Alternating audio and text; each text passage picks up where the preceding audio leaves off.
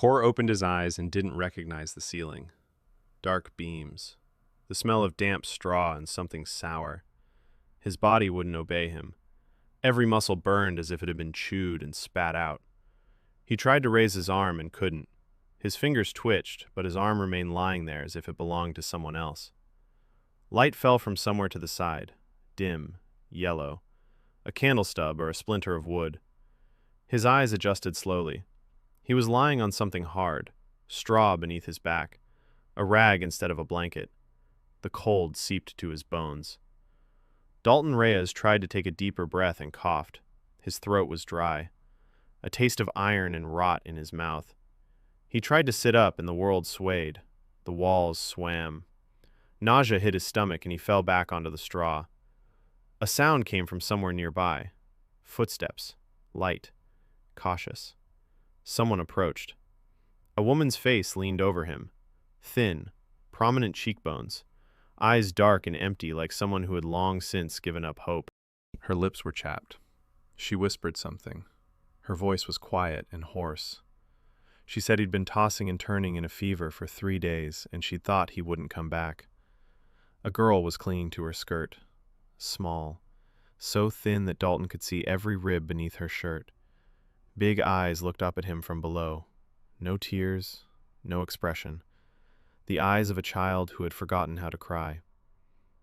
The woman told the girl not to come near because her father wasn't feeling well. Dalton looked at them and didn't understand a thing. The last thing he remembered was the roar of the helicopter and a shout over the radio. Then a blow. Heat. Darkness.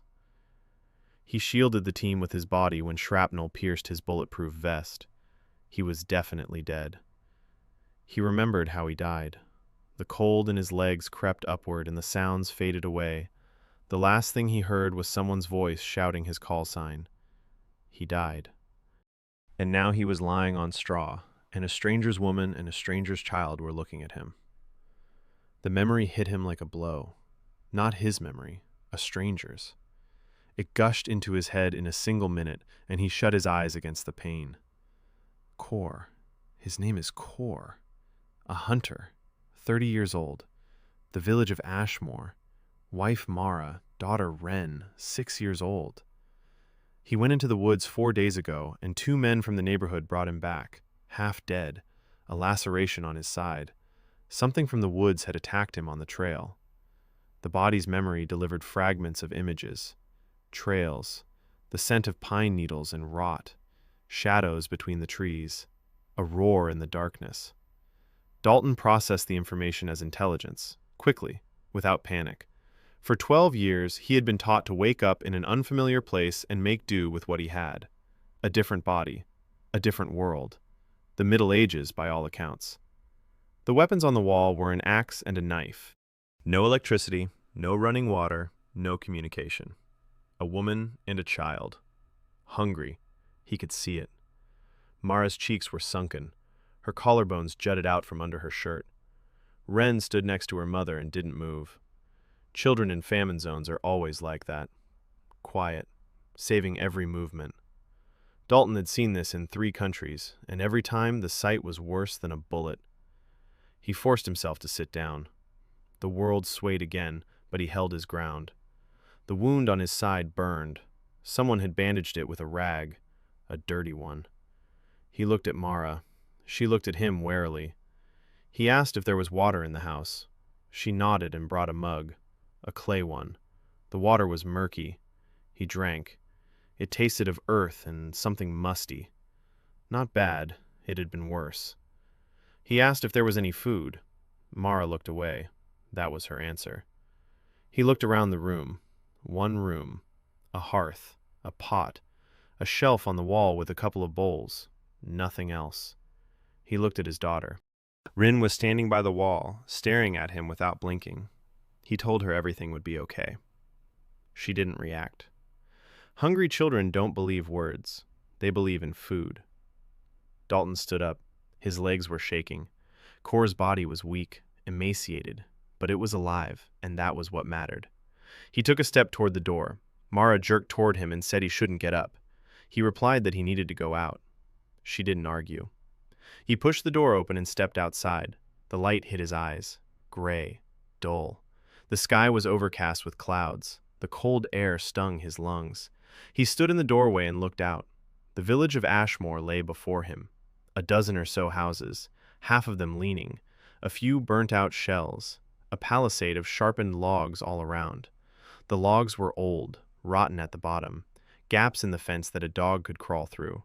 The gate was held up by ropes instead of hinges. The operator inside began counting automatically. 80 souls, according to Kor's memory. At most, 20 men fit for battle. Their weapons were axes and pitchforks. The walls were rotten. Food supply? 0. 2 weeks until snow. Beyond the walls, a forest, the dark grove. The trees began 100 meters from the palisade, tall, black. The trunks stood like a solid wall. Even in the daytime, it was dark between them. Kor's memory told him that things lurked there from which there was no escape. Every full moon, creatures emerged from that darkness, too fast for wolves, too smart for beasts. Over 7 years, they had devoured 3 guards from the 3 supply convoys sent in, and the kingdom had Ashmoor from the maps. The Hunters Guild had declared the place a black zone. No one would come. No one would help. Dalton stood in the doorway, breathing in the cold air. The wind carried the scent of the forest, pine needles, wet earth, else. Something animalistic. The operator inside him was assessing the situation. Enemy unknown. Territory unexplored. Resources 0. Allies 0. Mission survival. Targets to protect 2. A woman and a child. Time limit 2 weeks until the snow.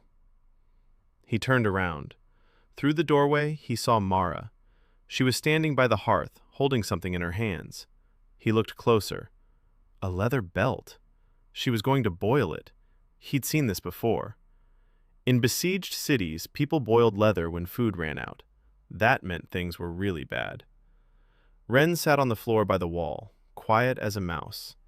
Dalton Reyes had lived through 12 years of war. He had slept in the filth of 3 continents. He had killed people for his country's money, lost friends, and woken up in a sweat from his dreams. He had died covering for his men. And now he stood in the doorway of a stranger's house in a strange world, watching a woman boiling a belt and a girl who hadn't eaten meat in a month. He wasn't afraid. He was clear. In 2 days, that girl would have hot meat. It wasn't a promise. It was an order to himself. He stepped back into the house, closed the door, walked over to the wall where the axe hung and took it down. Checked the blade with his finger. Dull. He looked at the knife next to it. Rusty, but the steel was still alive. He sat down by the hearth and began sharpening the knife on a stone from the masonry. Mara was watching him. He could feel her gaze. She wanted to say something, but remained silent. Ren crawled closer and sat down beside him. She didn't snuggle up. She just sat there, like a little animal that approaches the fire but doesn't trust it yet.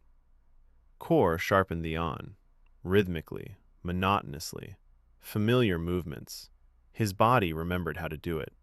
Kor's hands did the work while Dalton's mind made a plan. First, weapons. A knife and an axe are the bare minimum. He needs a stake, a sharp one, a long one. Tomorrow. Second, a trap. A noose made of rope on an animal trail. Kor's memory knew where the trails were. Dalton knew how to set traps for live prey. Third, reconnaissance. Head into the woods, assess the threats, mark the territory. Fourth, food. Anything. Meat. By tomorrow evening, this house will smell of cooked meat, or he's no cook. He raised his head and looked at Mara. Told her he was going into the woods tomorrow. She turned pale, said they'd only just brought him back from there, half dead. He replied that this time, everything would be different. She didn't believe him. He could see it. She looked at him as if he were a sick man raving. Never mind. Tomorrow she'll believe him, when she sees the carcass on the sled. Kor lay back down on the straw. He closed his eyes. The wound on his side throbbed. His body was weak. but his mind was working. Dalton Reyes was drawing up a plan of action. The goal? Meat. Tools: a knife and a homemade trap. The operation zone? A forest trail 2 kilometers to the north. Core's memory recalled this trail. Wild boars used to walk along it to the watering hole. Operation time? Dawn. Risks? Unknown wildlife and a weak body. Acceptable risk level? High. Reason for acceptance? The child hadn't eaten meat in a month. He lay there and listened as Mara tucked Ren in. Quiet footsteps. The rustle of fabric.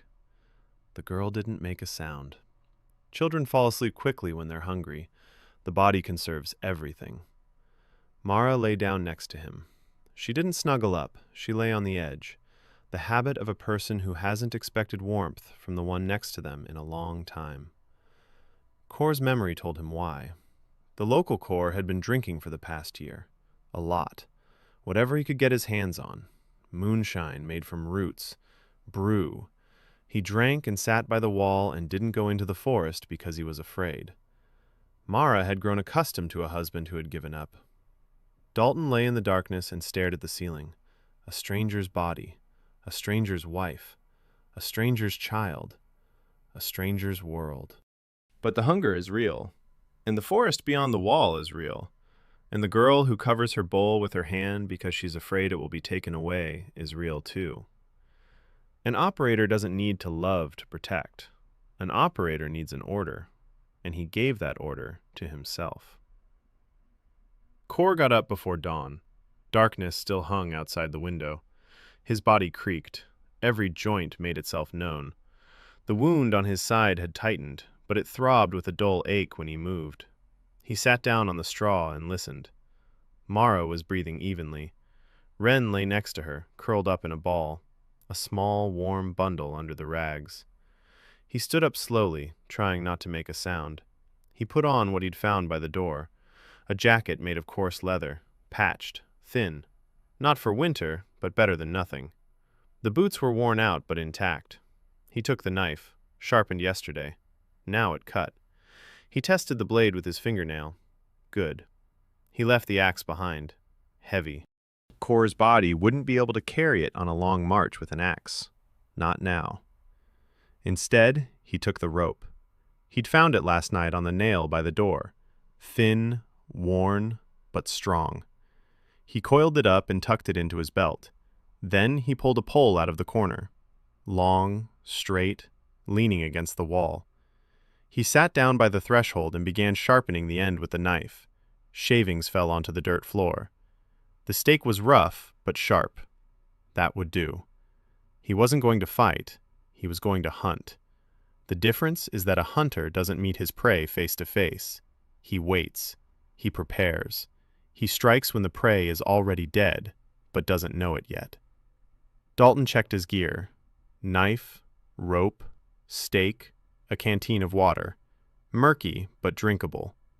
That's it. The bare minimum. He'd gone with less on special ops before. He stepped outside. The air hit his face. Cold. Damp. It smelled of frozen earth and smoke. Someone in the village had already lit a fire. A thin column of smoke rose above one of the roofs. Core walked toward the gate. The palisade loomed gray in the pre-dawn mist. The logs were wet with dew. No one was at the gate. No guard, no sentry. A village that doesn't post sentries is a village that has surrendered. He walked through the gate, rope loops instead of a lock. One pull and the gate was open. Any beast with a brain bigger than a walnut could get through. He remembered that. Later. Right now, he had another task. The forest began 100 paces. The field between the stockade and the trees was empty. Scorched grass, bare earth. No bushes, no cover. A good firing zone if there were anything to shoot with. He walked across the field and looked at the wall of trees ahead. Dark forest. The trees were tall, the trunks were thick. The canopies intertwined overhead and blocked out the light. Even now, at dawn, a thick shadow stood between the trunks. Core's memory knew this forest. Trails, ravines, streams, watering holes. Places to avoid. Dalton superimposed his grid over this map. Approaches, vantage points, escape routes, natural depressions where prey could be herded, narrow passages where a trap would work best. He entered the forest. The scent changed immediately. Pine needles, moss, dampness, and something else. Sweetish, rotten. Not carrion, something alive. The scent of a large beast, or what they consider a beast here. Kor walked along the trail, narrow, an animal trail. Trampled grass, hoofprints, boars. Kor's memory confirmed it. This trail led to a stream. The boars went to drink before dawn. If he made it in time, he could set a snare along the way. He moved quietly. He stepped on his toes, shifted his weight smoothly, avoided dry branches, controlled his breathing. Kor's body didn't know these movements, but his muscles obeyed. Dalton led the way. The body followed. 500 meters along the trail, then a turn. The trail narrowed between two fallen tree trunks. The perfect spot, a natural funnel. The beast would go between the trunks, because going around would be too far. Here. He crouched down and began to work. A noose made of rope. A slip knot that would tighten under the weight. Dalton had tied such knots, in the dark, in the mud, in the rain, on 4 continents. Kor's fingers were rough and uncooperative, but the knot held. He tied one end to a fallen tree trunk. He camouflaged the noose with leaves and dirt. He checked the tension. Good. Next, a stake. He drove a sharpened pole into the ground at an angle next to the trap. If the animal lunges forward from the noose, it will hit it. If it lunges backward, the noose will tighten further. Primitive, but it works. Special forces don't turn their noses up at the primitive. The primitive is reliable. He moved 20 meters up the trail, found a spot behind a bush, lay down, pressed himself into the ground, knife in hand, and waited. Waiting is 90% of any operation. Dalton had waited in ambush for 16 hours without moving. A wild boar would arrive sooner. The forest was alive around him. Birds began to wake up, small ones. Somewhere in the distance, a woodpecker was tapping. The wind rustled the treetops. Normal sounds. The forest didn't sense any threat yet. That's good. An hour had passed. The light grew stronger, gray, diffuse. He could see farther between the trunks. Kor lay motionless. His breathing was steady. His heartbeat was calm. His body was freezing, but he controlled the shivering. Habit. Then he heard it. A crunch. Heavy. Rhythmic. Hooves on the frozen ground. He didn't move. Only his eyes shifted toward the trail. A boar. Large. Dark fur. Fangs protruding from its lower jaw. 120 kilograms. Maybe more. It walked confidently along the trail. The master, used to walking here every morning, unafraid. The last thing those who weren't afraid ever saw was the ceiling of a field hospital tent. The boar passed 20 meters past Kor. He didn't notice. The wind was blowing from the animal toward him. The scent didn't give him away. The boar approached the narrow passage between the tree trunks. He stepped into the snare. His front leg went in perfectly.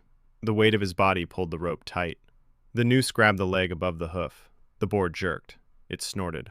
The rope tightened. The beast lunged forward and rammed its ribs against the stake. Not deep, but painful. It bellowed and recoiled backwards. The noose tightened even more. Kor stood up, quickly, quietly. He approached from the side. The boar thrashed in the trap. Powerful, dangerous.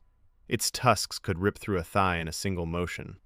Dalton didn't approach from the front. He came up from behind. The boar spun around, but its leg and the noose held it back. Kor struck with his knife, precisely, under the shoulder blade, deeply.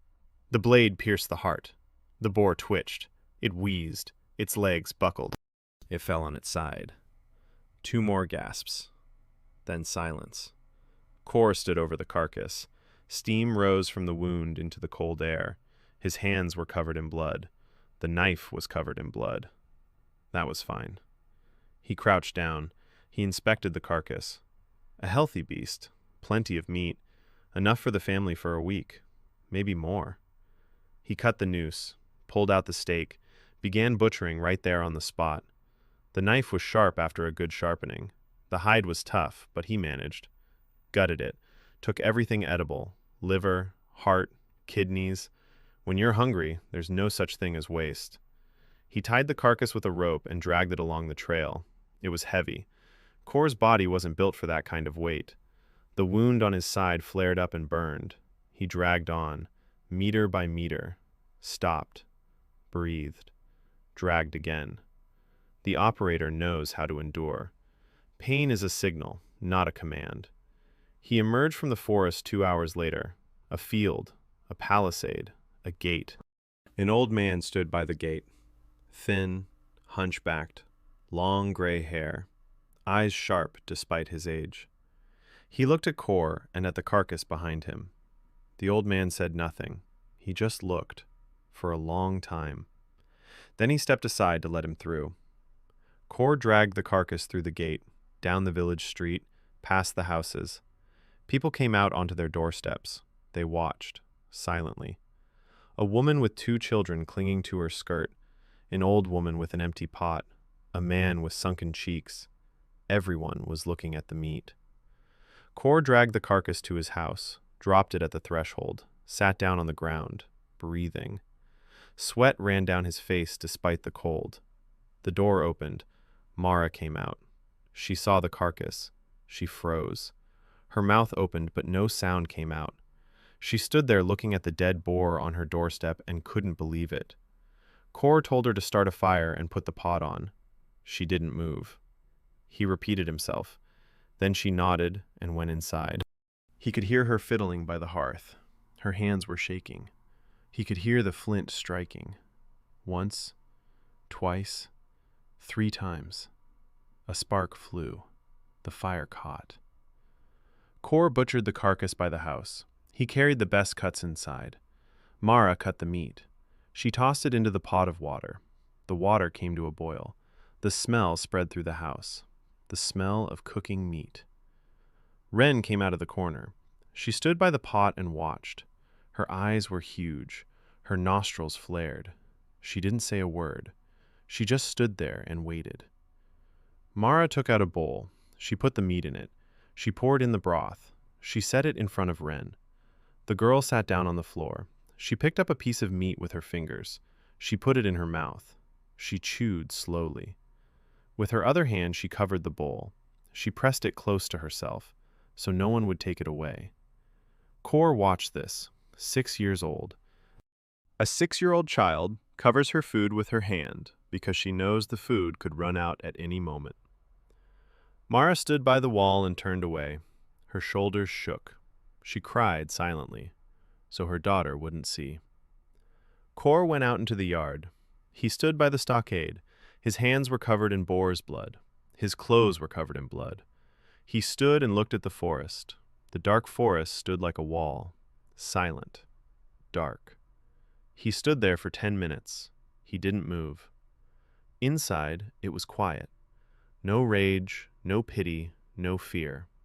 Only clarity. He knows what to do. He knows how to do it. He will do this every day until this girl stops covering her bowl with her hand.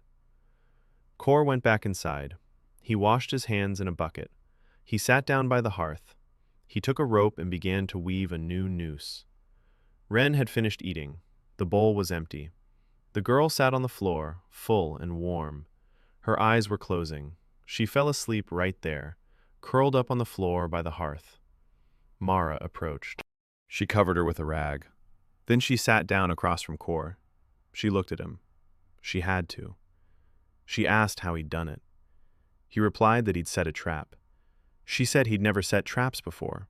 He'd hunted with a spear. He'd gone head-on after the beast, and every time he'd come back empty-handed or wounded. Kor said nothing. Then he said that a fever changes a lot of things. She didn't believe him. He'd seen it, but she didn't argue. The meat in the pot was real. Meat doesn't lie. Kor had woven the trap, knot by knot. Tomorrow he would set 10 of them, on different trails, block all the approaches to the watering hole. In a week they would have enough meat to start smoking it. In a month they would have a stockpile. He told this to Mara, quietly, calmly, like at a briefing. 10 traps tomorrow, a smokehouse in a week, a stockpile in a month. She listened. Her eyes were shining. Not from tears, from something else. Kor didn't bother to figure out what. He was weaving a trap. For the next 5 days, Kor worked. He went into the woods before dawn and returned around noon. Every day, the same routine. Check the traps, remove the catch, set new ones. Move the ones that didn't work to other trails. By the 3rd day, he had 12 snares set on 6 different trails. 2 by the stream, 3 on the northern trail to the watering hole, 4 at the animal crossings between the ravines, 3 at the approaches to the berry thickets that hadn't frozen over yet. He didn't catch just anything. Wild boars were his main prey, heavy, meaty, fatty before winter. He caught some hares, small, but meat is meat. Once a deer got caught in a snare, a young one, 70 kilograms, enough meat for 5 days for the family. Kor dragged it through the woods for an hour and a half. The wound on its side had split open. He bandaged it with a strip of fabric from his shirt and continued. At home, he butchered it. The bull in the yard. He hung the hides on a rope. He cut the meat and carried it inside. Mara cooked. Broth, boiled meat, liver, kidneys. Nothing went to waste. The bones went into the pot for stock. The hides were hung out to dry. Dalton remembered how to make pemmican, dried meat mixed with fat. It keeps for months. He explained it to Mara. She listened carefully. Her hands worked quickly. She was a countrywoman and knew how to work with her hands. She just needed to be shown. By the 5th day, meat was hanging in Kor's house, on ropes under the ceiling, strips of dried meat, pieces of smoked meat in a makeshift smokehouse that Kor had built out of stones and clay against the back wall of the house. Smoke rose from the alder branches. The smell was so strong that Wren sat by the smokehouse for hours, breathing it in. On the 6th day, Heder came to see Kor. The old man appeared at the doorway in the morning, quietly, without warning. He stood and watched as Kor sharpened a new stake. Then he sat down beside him, silently. He sat there for a minute, without saying a word. Kor kept working. He waited. Heder spoke first. He said he knew every hunter in Ashmoor for the past 50 years. He said that Kor had gone into the woods a half-dead drunkard and returned a different man. Kor replied that the fever changes people.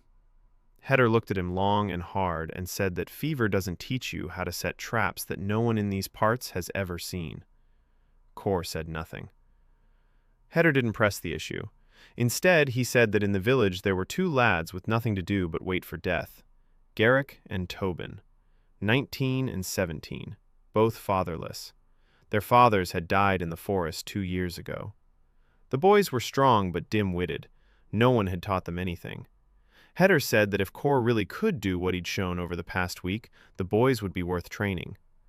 Kor thought it over.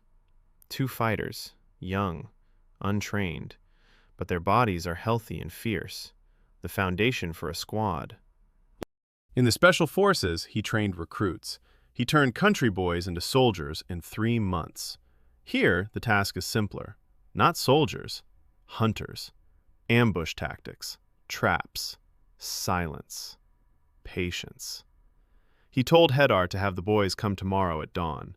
Hedar nodded and left as quietly as he had appeared. The next morning, Garrick and Tobin stood by Kor's house.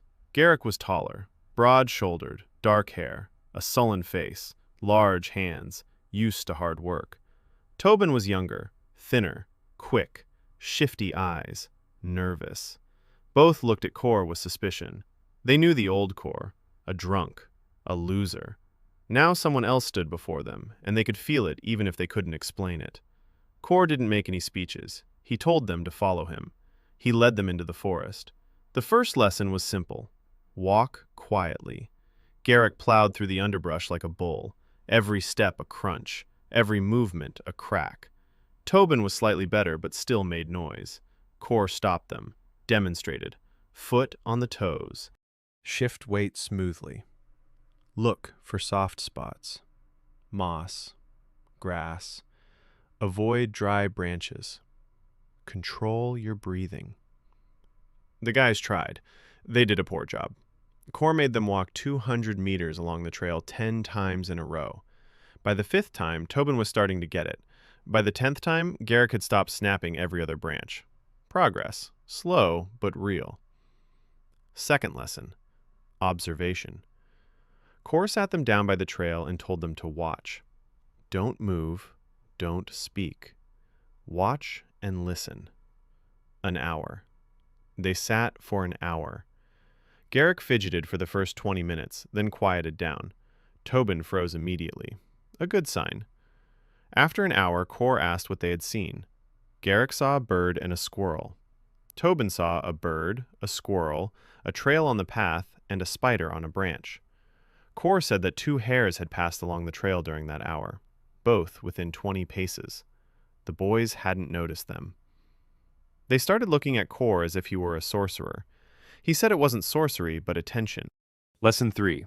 Traps. Core demonstrated a noose. He showed them how to tie a knot, how to choose a spot, how to camouflage it, how to check the tension. Garrick tied the knots roughly, but tightly. Tobin quickly, but sloppily. Core corrected them, patiently, like an instructor. No yelling, no anger. Clear instructions. Repeat. 1 more time. Better. 1 more time. Good. Every day the following week, the guys showed up at dawn. Core led them into the woods. They learned to move silently, to set traps, to read tracks, to determine wind direction, to choose a position for an ambush. Garrick was slow but stubborn. Once shown something, he remembered it forever. Tobin was quick but impatient. He wanted results right away. Core knew this type. They used to wear such guys down with patience and training. He gave Tobin the longest ambushes, 3 hours of stillness. The guy suffered but endured. By the end of the week, Core had 2 students who could walk through the woods without raising a flock of birds. That was something. On the 8th day, they checked the traps together. A boar was caught in a snare on the northern trail, a medium-sized one, about 80 pounds. Core showed them how to approach, from the side, quietly, a knife thrust under the shoulder blade. Garrick watched closely. Tobin turned pale but didn't look away. Core dragged out the carcass and butchered it. He gave a third to Garrick, a third to Tobin. He kept a third for himself. The boys carried the meat home. Garrick walked in silence. Tobin smiled. The first meat he'd ever hunted himself, even if it was in a trap, even if Core had killed it.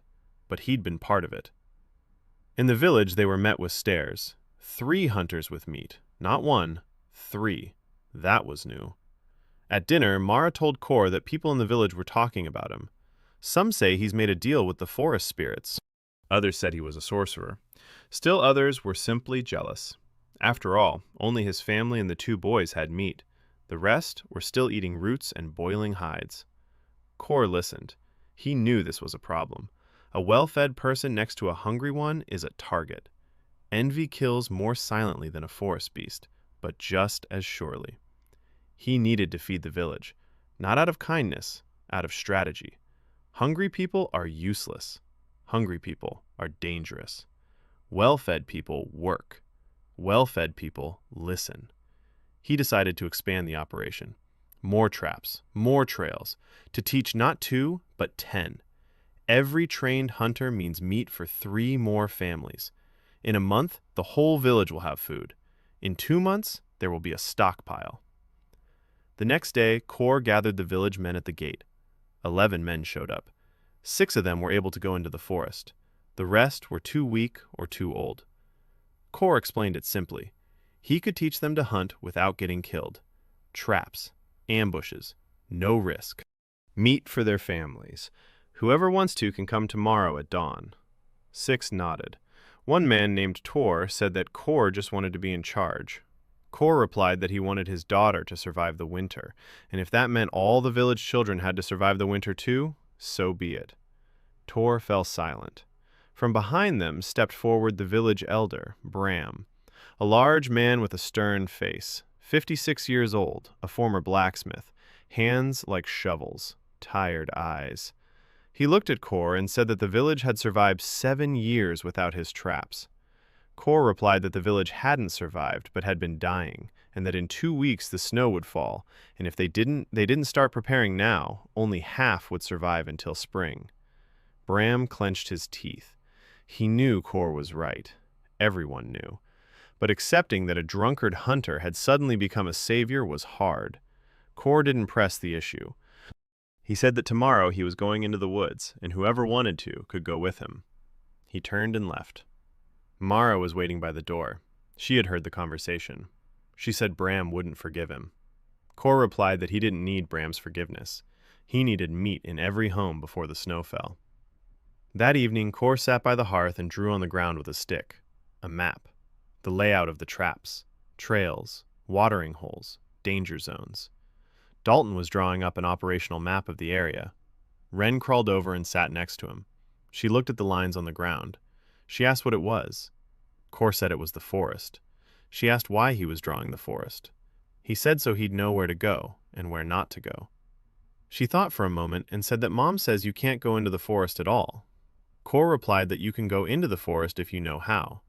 Wren fell silent. Then she said she wanted him to teach her, too.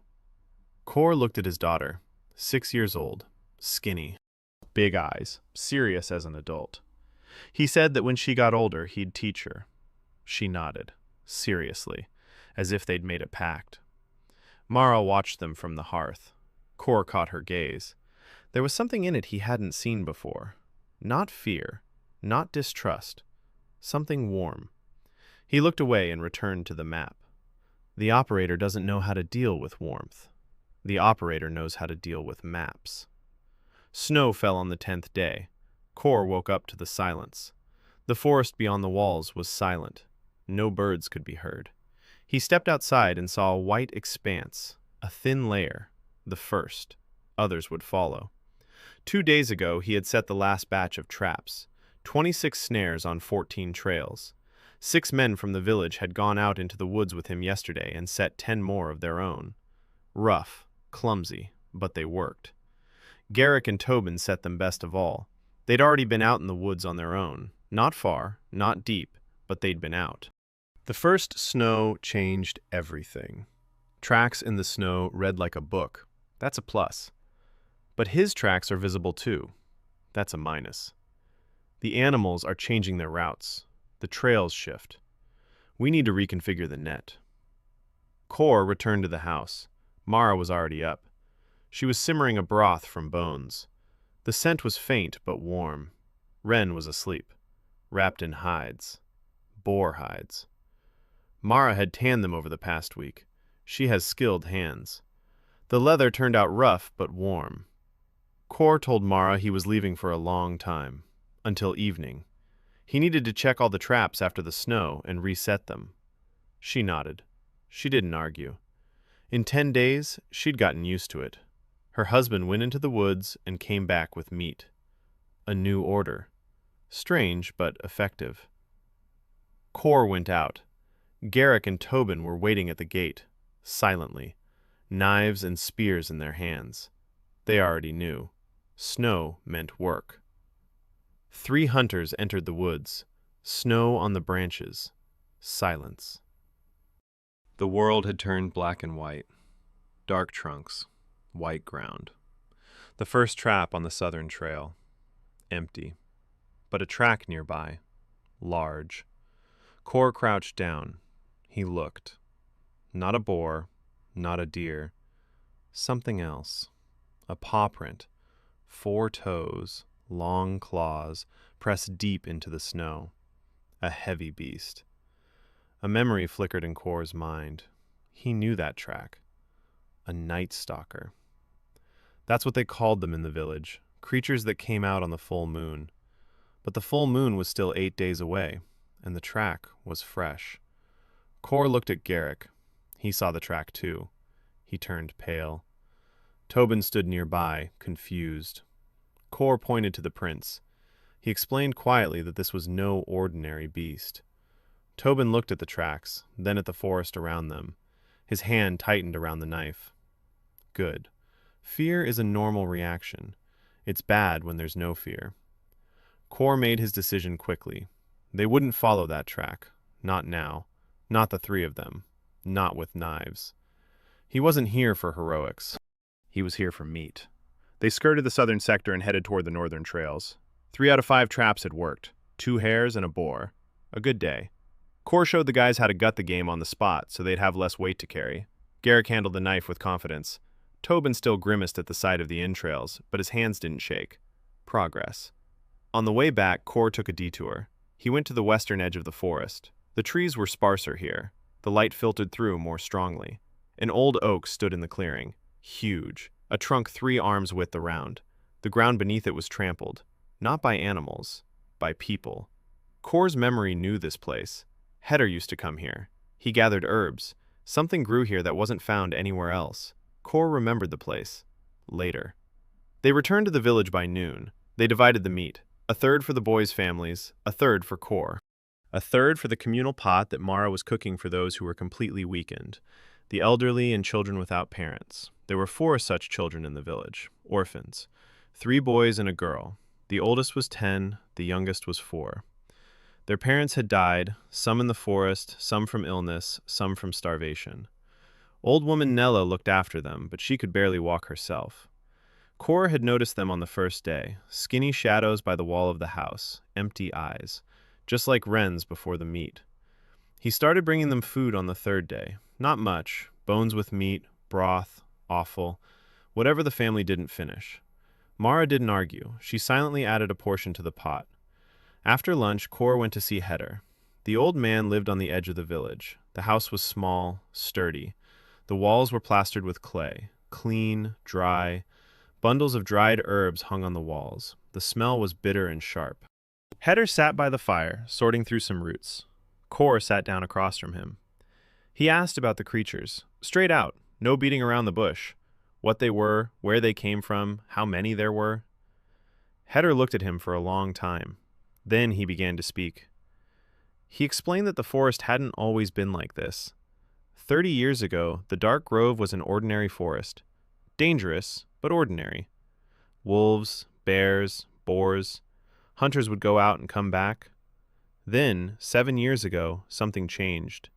The beasts became different, more aggressive, larger. Some started to look wrong. Too many teeth, claws that were too long, eyes that glowed in the dark. They started coming to the village, first one by one, then in groups, always on the full moon. 3 convoys of the royal guard went in and never came back. After that, Ashmoor was wiped off the maps. Kor asked what Heder thought had caused the change. The old man fell silent, for a long time. Then he said one word. Skinny.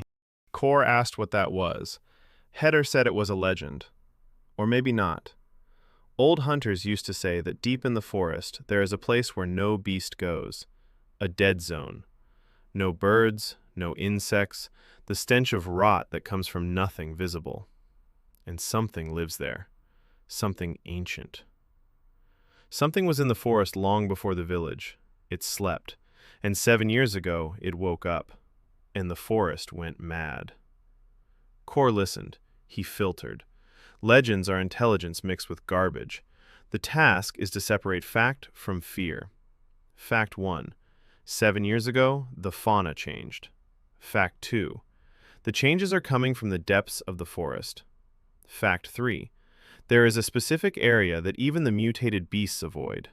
Conclusion. The source of the problem is localized. It's not a curse on the entire forest.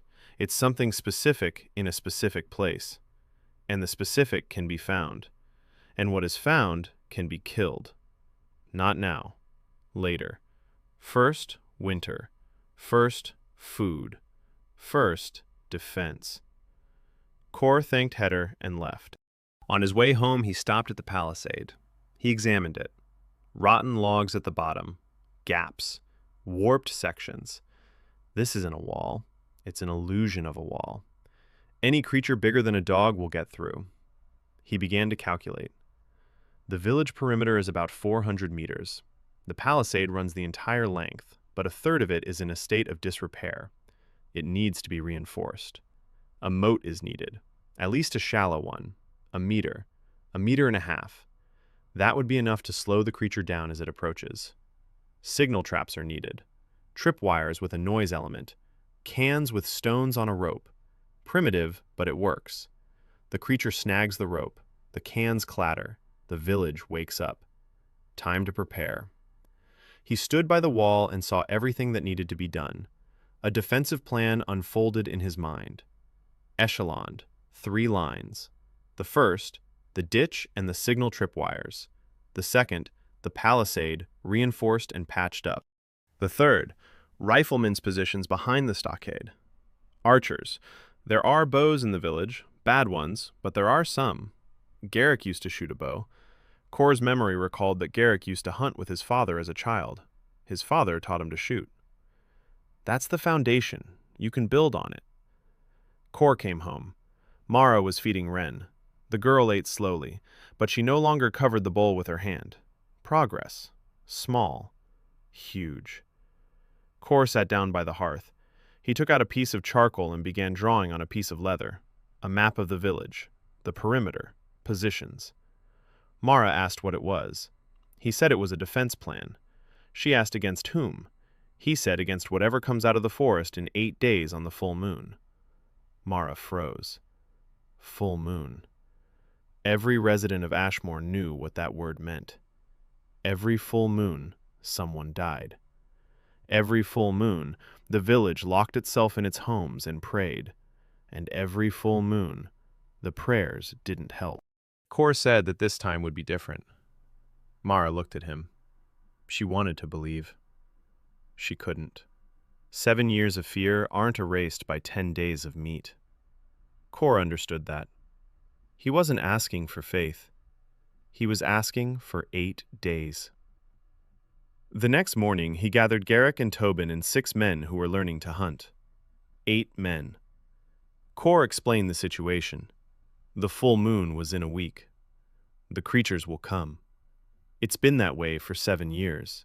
It'll be the same this time. The difference is that this time, the village will be ready. He outlined the plan. A moat, tripwires, reinforcing the walls, positions. The men listened, eyes wide. They were used to hiding, not fighting.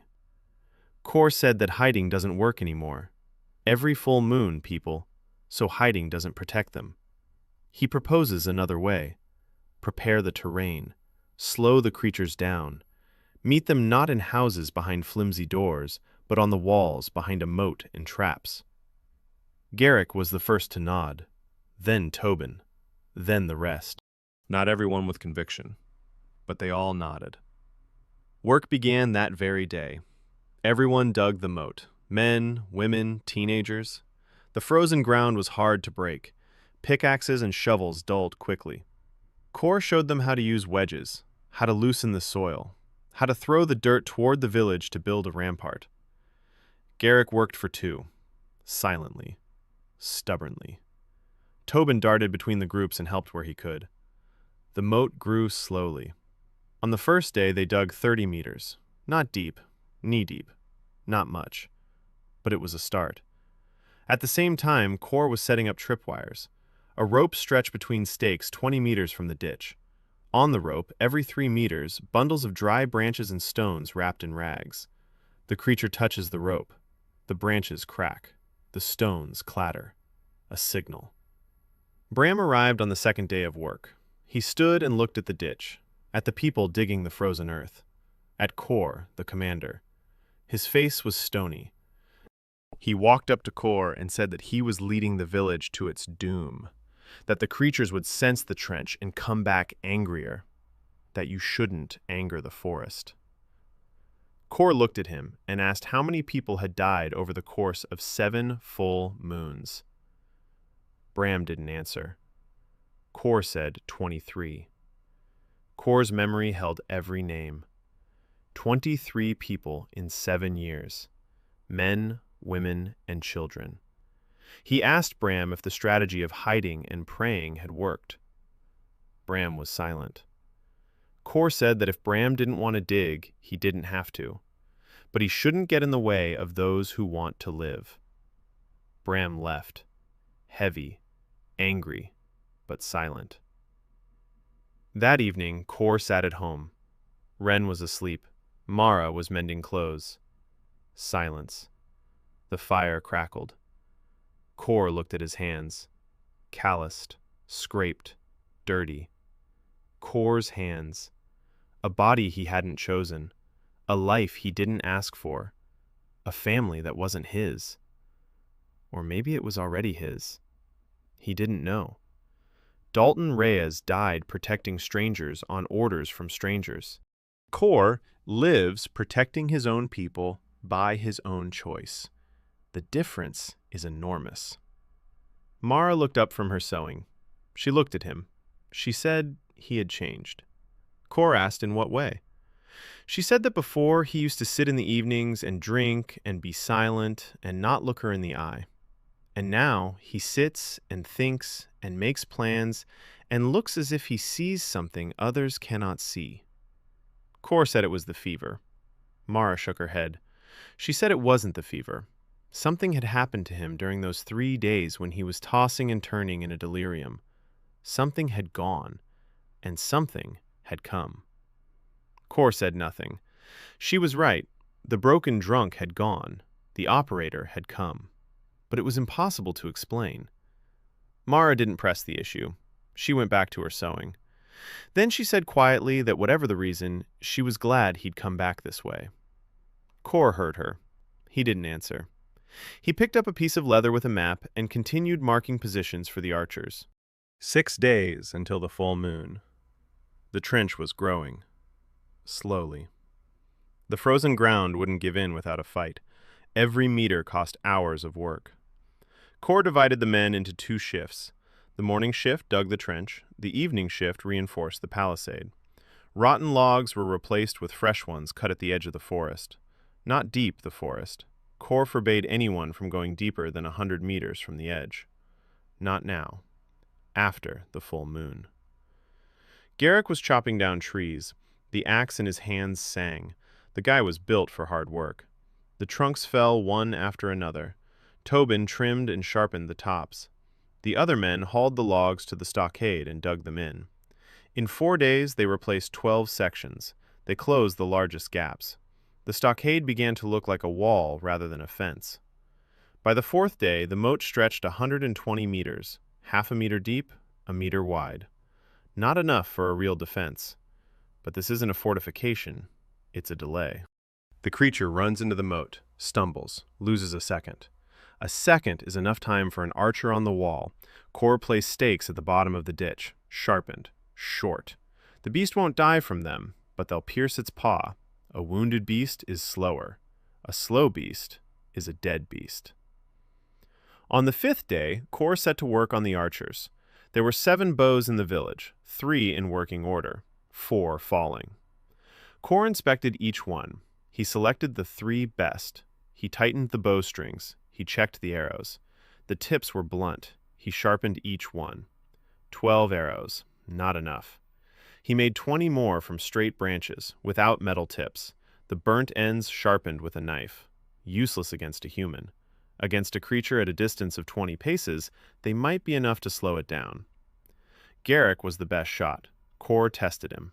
He placed a sack of straw 30 paces away. Garrick hit 4 out of 5. At 20 paces, 5 out of 5. Good. Not a sniper, but serviceable. Tobin hit 3 out of 5 at 20 paces. Passable. 2 other guys shot. One was passable. The other was hopeless. 4 arrows.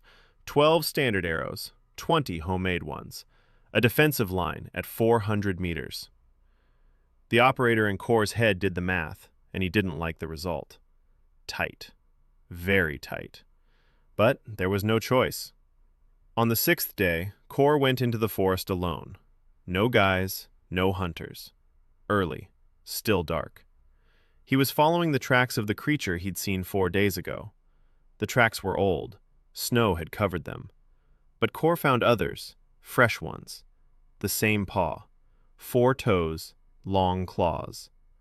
The creature had walked along the southern trail. His trail. checking the traps, not getting caught in them, bypassing them. Kor crouched by the tracks and thought. A beast that bypasses traps is a smart beast. Beasts don't bypass traps. They either fall into them or they don't. To bypass means to see, to understand. This isn't a beast. It's a predator with intelligence. Heder said the creatures were too smart to be beasts. Here's the proof. Kor followed the trail, carefully, quietly. The wind in his face. Good. The scent won't give him away. The trail led southeast, deeper into the forest. After half a kilometer, the path ended. Beyond that, windfall, fallen trunks, thick underbrush, dark. The scent grew stronger, animal, heavy, musk and something sour. Kor stopped. He listened. Silence, complete. No birds, no rustling, no wind in the branches. Dead silence. A bad sign. When the forest falls silent, it means there's something nearby that the forest is hiding from. Kor didn't go any further. Not because because reconnaissance without preparation is suicide. He turned around and headed back. Quickly. Quietly. But quickly. Something cracked behind him. He didn't turn around. He didn't run. He walked at a steady pace, controlling his breathing. He listened. Another crack. Closer. Something was following him. Kor didn't speed up. A sudden movement provokes an attack. A predator goes after the one who runs. He walked. 200 meters. 300. The sound behind him faded. It had fallen behind, or was lying in wait. He came out onto a familiar path, walked another kilometer, emerged from the forest. A field. Snow. A stockade ahead. He turned around. A wall of trees. Dark. Silent. Nothing between the trunks. But Kor knew there was something there. Something was watching him and had decided not to attack. That's worse than an attack. A beast that attacks is predictable.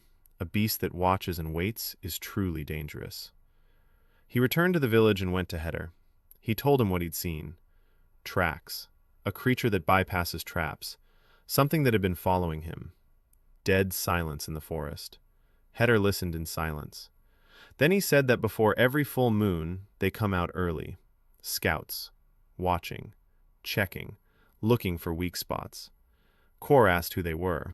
Heder said the villagers call them night wanderers. The size of a large wolf but on two legs. Long front paws with claws. Fast. Smart. They hunt in packs.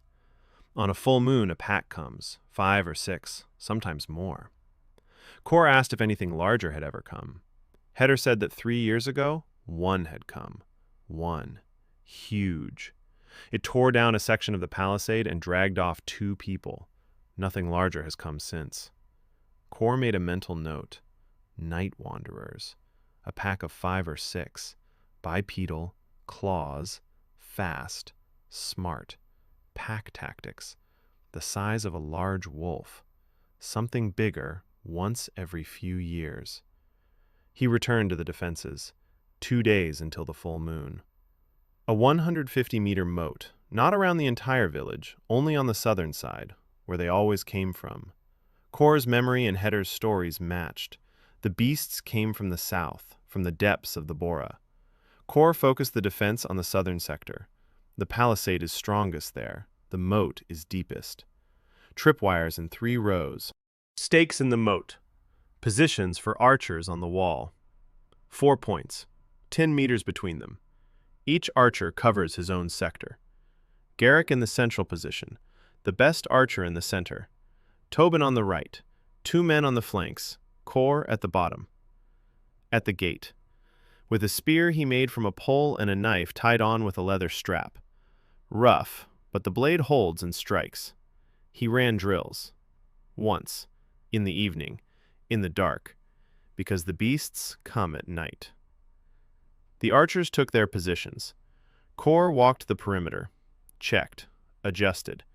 Garrick stood on the wall and stared into the darkness. Calm. This guy won't run. Tobin was nervous. Fidgeting. The arrows in the quiver clattered. Kor walked over to him. He whispered that when the time came, he needed to breathe. Inhale for a count of 4, exhale for 4, and aim for the torso, not the head. The torso is a bigger target. Tobin nodded. Pale, but he nodded. The night passed without an attack. 2 more days until the full moon. It was a rehearsal. Kor dismissed the men. He told them to rest tomorrow, to gather their strength. The night after tomorrow would be the real one. He came home. Mara wasn't asleep. She was waiting. Ren was sleeping on the cot. A rag doll lay next to her. Mara had sewn it from scraps of leather and stuffed it with straw. Rough, crooked. Ren wouldn't let it out of her hands. Her first toy in a long time. Kor sat by the hearth. Mara sat down next to him. Close. Closer than usual. She asked if he would be on the wall the day after tomorrow. He said he would be at the gate. She was silent for a moment. Then she said that if anything happened to him, Ren would be left alone. Kor looked at her. She wasn't crying. Her eyes were dry. It wasn't fear, it was calculation. A woman who had lost one child to starvation weighs her options. Pragmatic, tough, strong. Kor said nothing would happen. She asked how he knew. He replied that he knew because he was prepared. Because he had a plan, and people, and a moat, and archers, and traps. And because he wasn't going to die until Ren grew up and learned to defend herself. Mara looked at him. For a long time. Then she leaned in and kissed him. The first time since he'd woken up. His lips were dry, chapped, warm. A brief kiss. She pulled away and walked over to the cot. She lay down next to Ren. Kor was sitting by the hearth, fingers to his lips. Dalton Reyes, 34 years old, 12 years of war, 4 continents. He died and was resurrected in a stranger's body.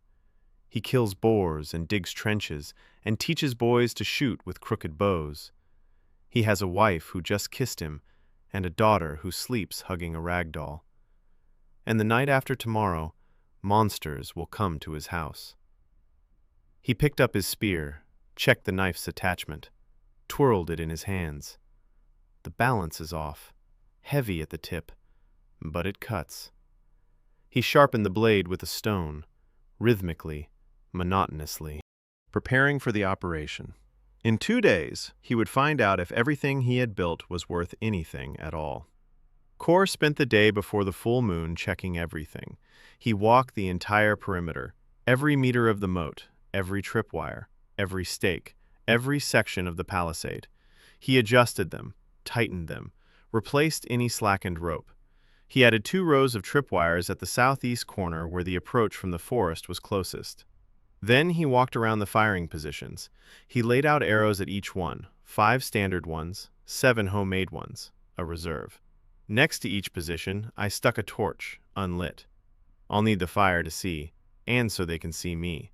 According to the stories, the creatures weren't afraid of fire, but light carries farther than an arrow in the dark. Evening. The sun had set. The sky was clear. The stars were bright. The moon was full and white. It hung over the forest, huge. Kor stood on the wall and looked at it. Beautiful. Deadly.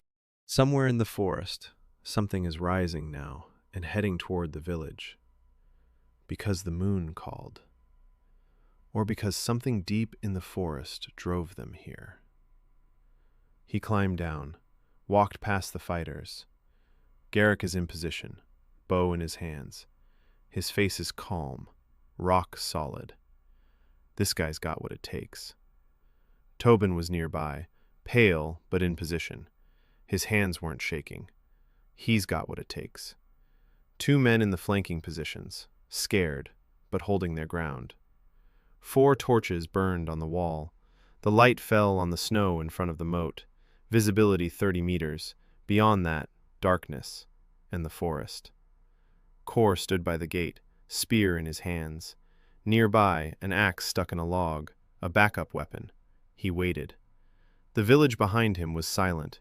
80 souls behind flimsy doors. Children, old people, women, Mara, and Ren. He heard a child crying quietly somewhere.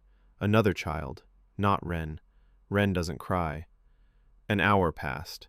2. Silence. Cold. Kor stood motionless, controlling his breathing, listening. A wind from the south, carrying scents from the forest. Pine needles, snow, and something else. Musk. Acid. That very scent. They're coming. Kor whistled softly. The signal. The archers on the wall took their positions. Garrick drew his bowstring. Silence. And then the tripwire snapped. The crack of dry branches in the darkness. Stones clattered. South sector, 20 meters from the ditch. Kor didn't move. He waited. Another crack. To the left. A second tripwire. They were moving in 2 groups, circling around, looking for a way through. Then he saw them. Eyes. 2 yellow lights in the darkness beyond the reach of the torches. Low, at waist level. The creature was crouching as it moved. Then another pair of eyes nearby. And another. 4 pairs. 4 creatures. They stepped into the light. Kor saw. Heder hadn't exaggerated. The size of a large wolf, but was different. The hind legs were long and powerful. The front paws had claws like sickles. The muzzle was elongated. Too many teeth. The fur was dark, spotted. The eyes were yellow, and there was intelligence in them. Not animal instinct. Intelligence. They looked at the ditch and understood it was an obstacle. One creature walked along the ditch, looking for the edge, a way around. Smart. The other 3 stood and looked at the wall, at the people. "Kor!" Garrick shouted. One word. "Central!" Garrick fired. The arrow flew into the darkness. It hit. The creature screeched. A high-pitched, sharp sound. Not an animal howl, something else. The arrow entered its shoulder. The creature flinched, but didn't fall. It lunged forward, jumped over the ditch. A long leap. Powerful. The stakes at the bottom didn't catch. It cleared it. It slammed into the palisade. Its claws dug into the wood. It climbed up, quickly. Tobin fired from above. From 3 meters, the arrow entered its back. The creature screeched and fell down, into the moat, onto the stakes. One stake pierced its side. It thrashed.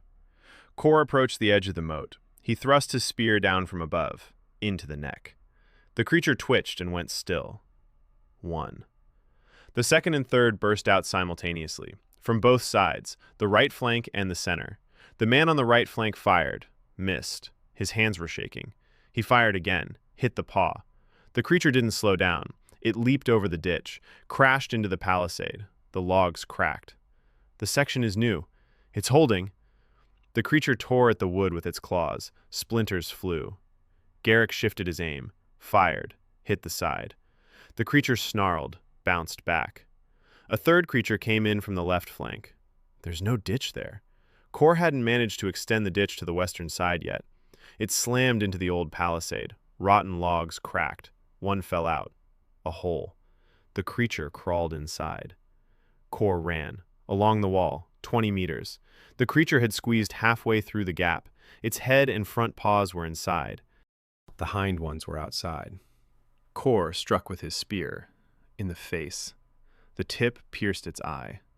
The creature roared. It jerked back. It slashed the shaft with a claw. The spear broke. Kor snatched the axe from his belt. The creature lunged forward. He struck. In the skull. The blade went deep. The creature collapsed into the gaps in the palisade. Stuck. Not moving. 2.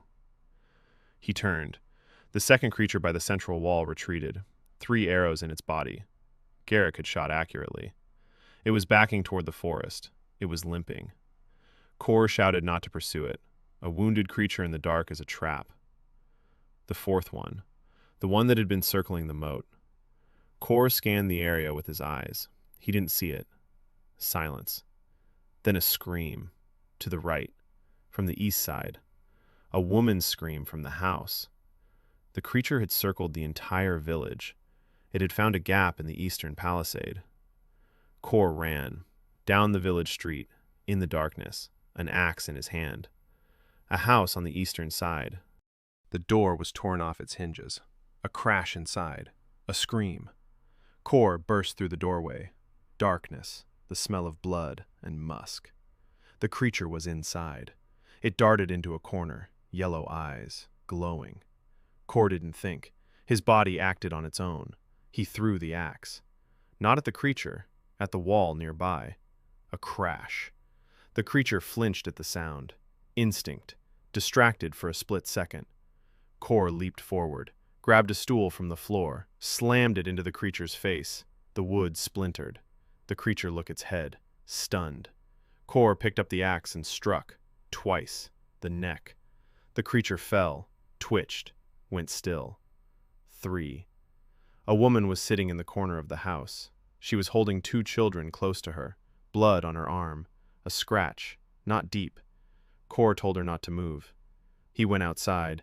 He circled the perimeter. The 4th creature was dead. The 2nd had fled into the woods, wounded. The 1st and 3rd were dead where they fell. 3 out of 4. The wounded one might return. Or it might not. Kor posted Garrick and Tobin on the wall until dawn, to take turns. The rest could rest. The wounded one didn't return. Dawn came gray and quiet. The snow in the field in front of the village was trampled. Claw marks. Blood. Dark. Almost black. 3 corpses of the creatures lay by the walls. The villagers came out of their houses. They watched, silently. For 7 years, every full moon, someone had died. That night, no one died. The scratch on the woman's arm didn't count. Kor stood by the creature's corpse in the ditch. He looked at it in the light of day. An ugly creature. Muscles beneath the skin like steel cables. Claws a finger's length long. Teeth in 3 rows. And the eyes. Even dead, they seemed intelligent. Garrick approached, stood nearby, said nothing. Then said it was his first fight. Kor said he'd shot well. Garrick nodded. His hands were shaking. Now, after the fight, not during it. Kor knew that feeling. The adrenaline had worn off. The body catches up. He told Garrick to go to sleep. The guy left. Tobin was sitting on the wall, staring at the forest, his eyes red from a sleepless night. Kor walked over. Tobin said that when the creature climbed the wall, he thought he was going to die. Kor replied that it was normal. Everyone thinks that the first time. The important thing was that he didn't run away or drop his bow. Tobin asked if it would get easier. Kor said no, but it would become more familiar. Tobin nodded and went to sleep. Kor remained alone on the wall. He looked at the forest. The dark forest stood like a wall, as always, but today something had changed. Not the forest, the village. For the first time in 7 years, Ashmoor had survived a full moon without losses. For the first time, they hadn't hidden but had faced it. For the first time, they had fought. Kor turned and looked at the village. People stood by their houses and looked at the corpses of the creatures. There was something new in their eyes. Not joy, not relief, surprise. They couldn't believe it was possible. That it was possible not to die every full moon. That it was possible to fight and win. Bram stood in the doorway of his house. He watched. His face was unreadable. Kor didn't approach him. The result spoke louder than words. He climbed down from the wall and went home. Mara was standing in the doorway. Ren was peeking out from behind her leg. Her eyes were huge. She had heard the creature's screams that night. Kor walked over. He crouched down in front of his daughter. He looked into her eyes. He told her it was all over, that she didn't have to be afraid. Ren reached out and touched his face. The creature's blood on his cheek. Dark. Dried. The girl didn't pull her hand away. She touched it and then withdrew it. Then she said she wanted something to eat. Kor picked her up in his arms. Light. Too light for a 6-year-old, but warm, alive. He carried her into the house. The morning after the full moon, Ashmoor was met with silence. Not the dead silence that comes from fear, a different kind. the silence of relief. People walked through the village and looked at the creatures' corpses by the walls. They touched the claws. They felt the carcasses. Carefully, as if the dead creature might come to life and bite. The children stood aside and stared. Kor didn't let the people linger. He gathered the men at the gate and said the work wasn't done. The trench needed to be dug further. The eastern side was open. The creature had passed right there. If there had been 8 instead of 4, the village not have held out. The people listened. Last night they'd seen Kor fight. How he killed the creatures everyone had considered invincible for 7 years. Now they listened differently. Not as a drunk hunter, as a commander. 6 men went out to dig the trench that very day. No arguments, no persuasion. Bram didn't go out, but he didn't get in the way either. He stood by his house and watched the men work. His face was heavy. He had lost his battle with reality and knew it. Kor set to work on the creatures' carcasses. The meat was inedible. It reeked of musk and rot. But the hide was tough, thick. The claws were sharp, the teeth harder than steel. Kor skinned them, 3 of them. He laid them out to dry. He pulled out the claws and set them aside. The claws could be made into arrowheads, better than charred wood, better than the dull iron found in the village. The teeth came in handy too. A knife made from the creature's tooth would cut better than half of what's in Ashmoor. Dalton had spent his whole life working with what he had. Trophied weapons are the best weapons because they're free. Garrick arrived around noon. He'd slept well. His eyes were clear. His hands weren't shaking anymore. Kor gave him a claw and told him to attach it to an arrow instead of the arrowhead. Garrick twirled the claw between his fingers. He whistled. Sharp as a razor. An hour later, they had an arrow with a claw tip. Kor tested it. The arrow sank 3 fingers deep into a log from the palisade. A regular one went in 1 finger deep. The difference between a scratch and a wound. Tobin brought news. 2 men who had previously refused to learn how to hunt came and asked when the next lesson was. Kor said, tomorrow at dawn. The village was changing. Slowly. But it was changing. Fear began to give way to something else. Not bravery, far from bravery, but readiness. Readiness to try not to die. For the next 2 weeks, Kor worked non-stop. The moat closed around the village on the 20th day. A full perimeter, 400 meters. Shallow, waist-deep at the deepest point. Around the rest. Stakes driven into the bottom every meter. Tripwires in 2 rows in front of the moat all the way around. The palisade patched up. Old sections replaced. The gate is new. The hinges are wooden, but sturdy. The bolt is a solid log. There are now 8 firing positions, 4 on the south wall, 2 each on the east and west. The north side is covered by a ravine, a natural barrier. Kor left a minimal presence there. There are now 12 hunters. The 6 new ones learned faster than Kor expected. Hunger and fear are excellent motivators. 2 of the new recruits turned out to be decent marksmen. Not Garrick, but passable. Kor divided the men into groups of 3 hunting parties. Each worked its own sector of the forest, checked the traps, set new ones, brought back the catch. The meat went into the communal pot. Kor insisted. No private stashes while the village was starving. Everything into the communal pot, divided equally. The men grumbled, but obeyed. Meat in the communal pot changed the village's politics faster than any words. People who eat from the same pot don't fight among themselves. They fight whoever threatens the pot. Mara took charge of the preparations. She organized the women. 4 of them helped her smoke and dry the meat. They tanned the hides together. They boiled the bones for glue and broth. They rendered the fat for candles and grease. Nothing went to waste. Kor showed Mara how to make pemmican. She mastered it in a day and taught the rest.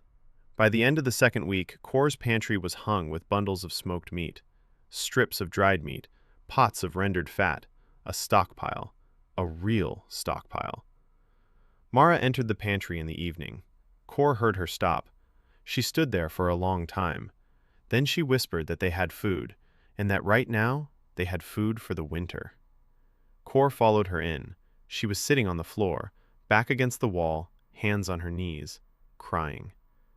Not the way she'd cried on the first day, quietly turning away from her daughter.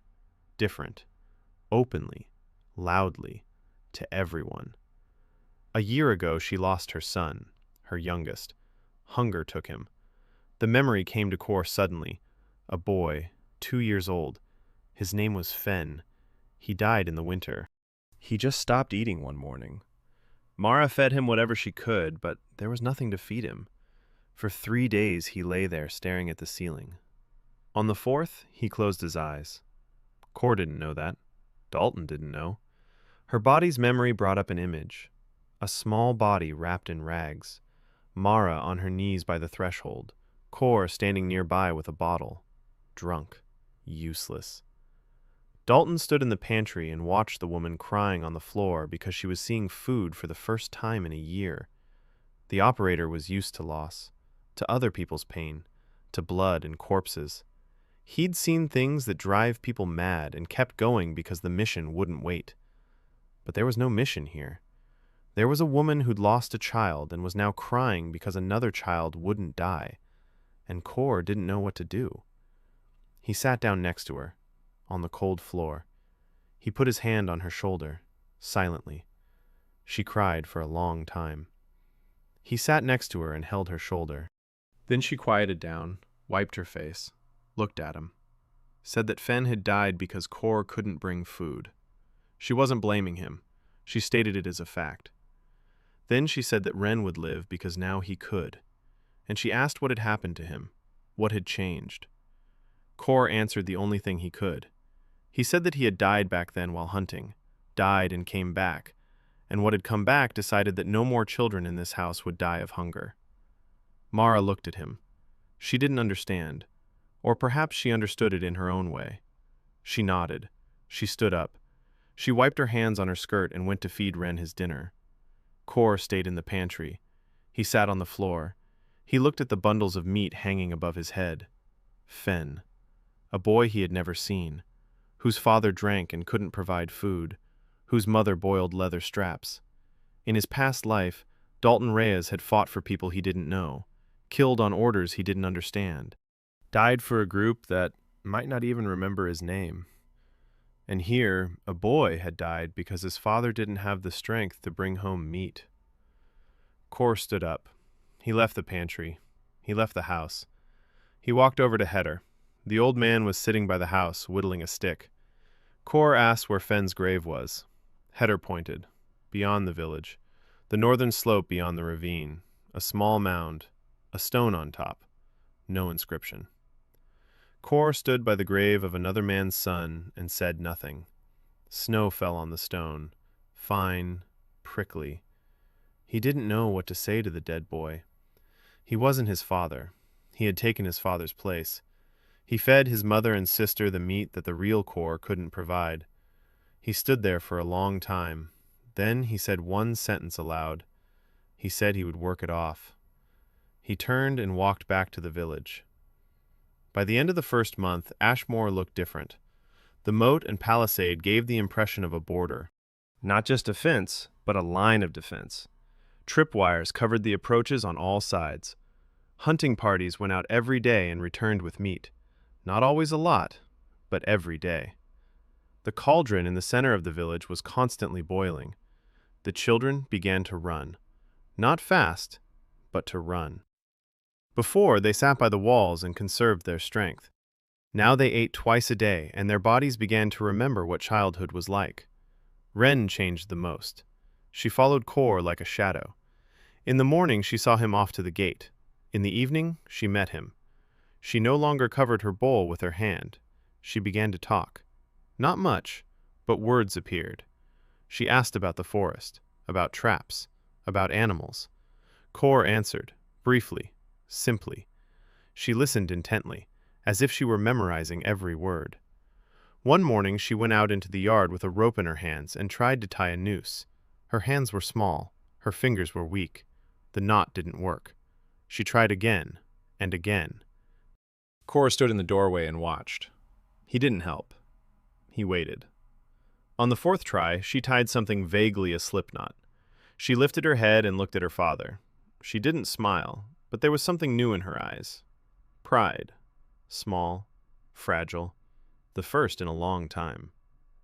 Kor nodded at her, seriously, as an equal. She nodded back and went to try again. The second month began with rumors. Kor heard about them from Hedhar. The old man came in the morning and said that a merchant passing along the road 20 kilometers to the east had seen smoke rising from Ashmoor. There had been no smoke before. The village had been dying quietly, and smoke would have meant they were burning the last houses. But now the smoke was coming from the smokehouses. 10 smokehouses were operating every day. Plumes of smoke rose above the village and were visible from afar. The merchant told the inn that the abandoned village was alive. Rumors spread quickly. Hedhar said that this might attract attention. Kor knew. A well-fed village in the Black Zone is an anomaly. Anomalies attract two types of people: those who want to know how, and those who want to take what. The first might be useful. The second are dangerous. He doubled the patrols. Garrick and Tobin took turns on watch at the southern wall at night. During the day, 2 new hunters stood at the gate, not for the beasts, for people. A week later, the first guests arrived, 3 men on skinny horses. Their clothes were worn but sturdy. They were armed, short swords, knives. One had a crossbow on his back. Kor watched them from the wall. His trained eye took it all in seconds. Not soldiers, not merchants. Scouts. They rode slowly, looking around, counting.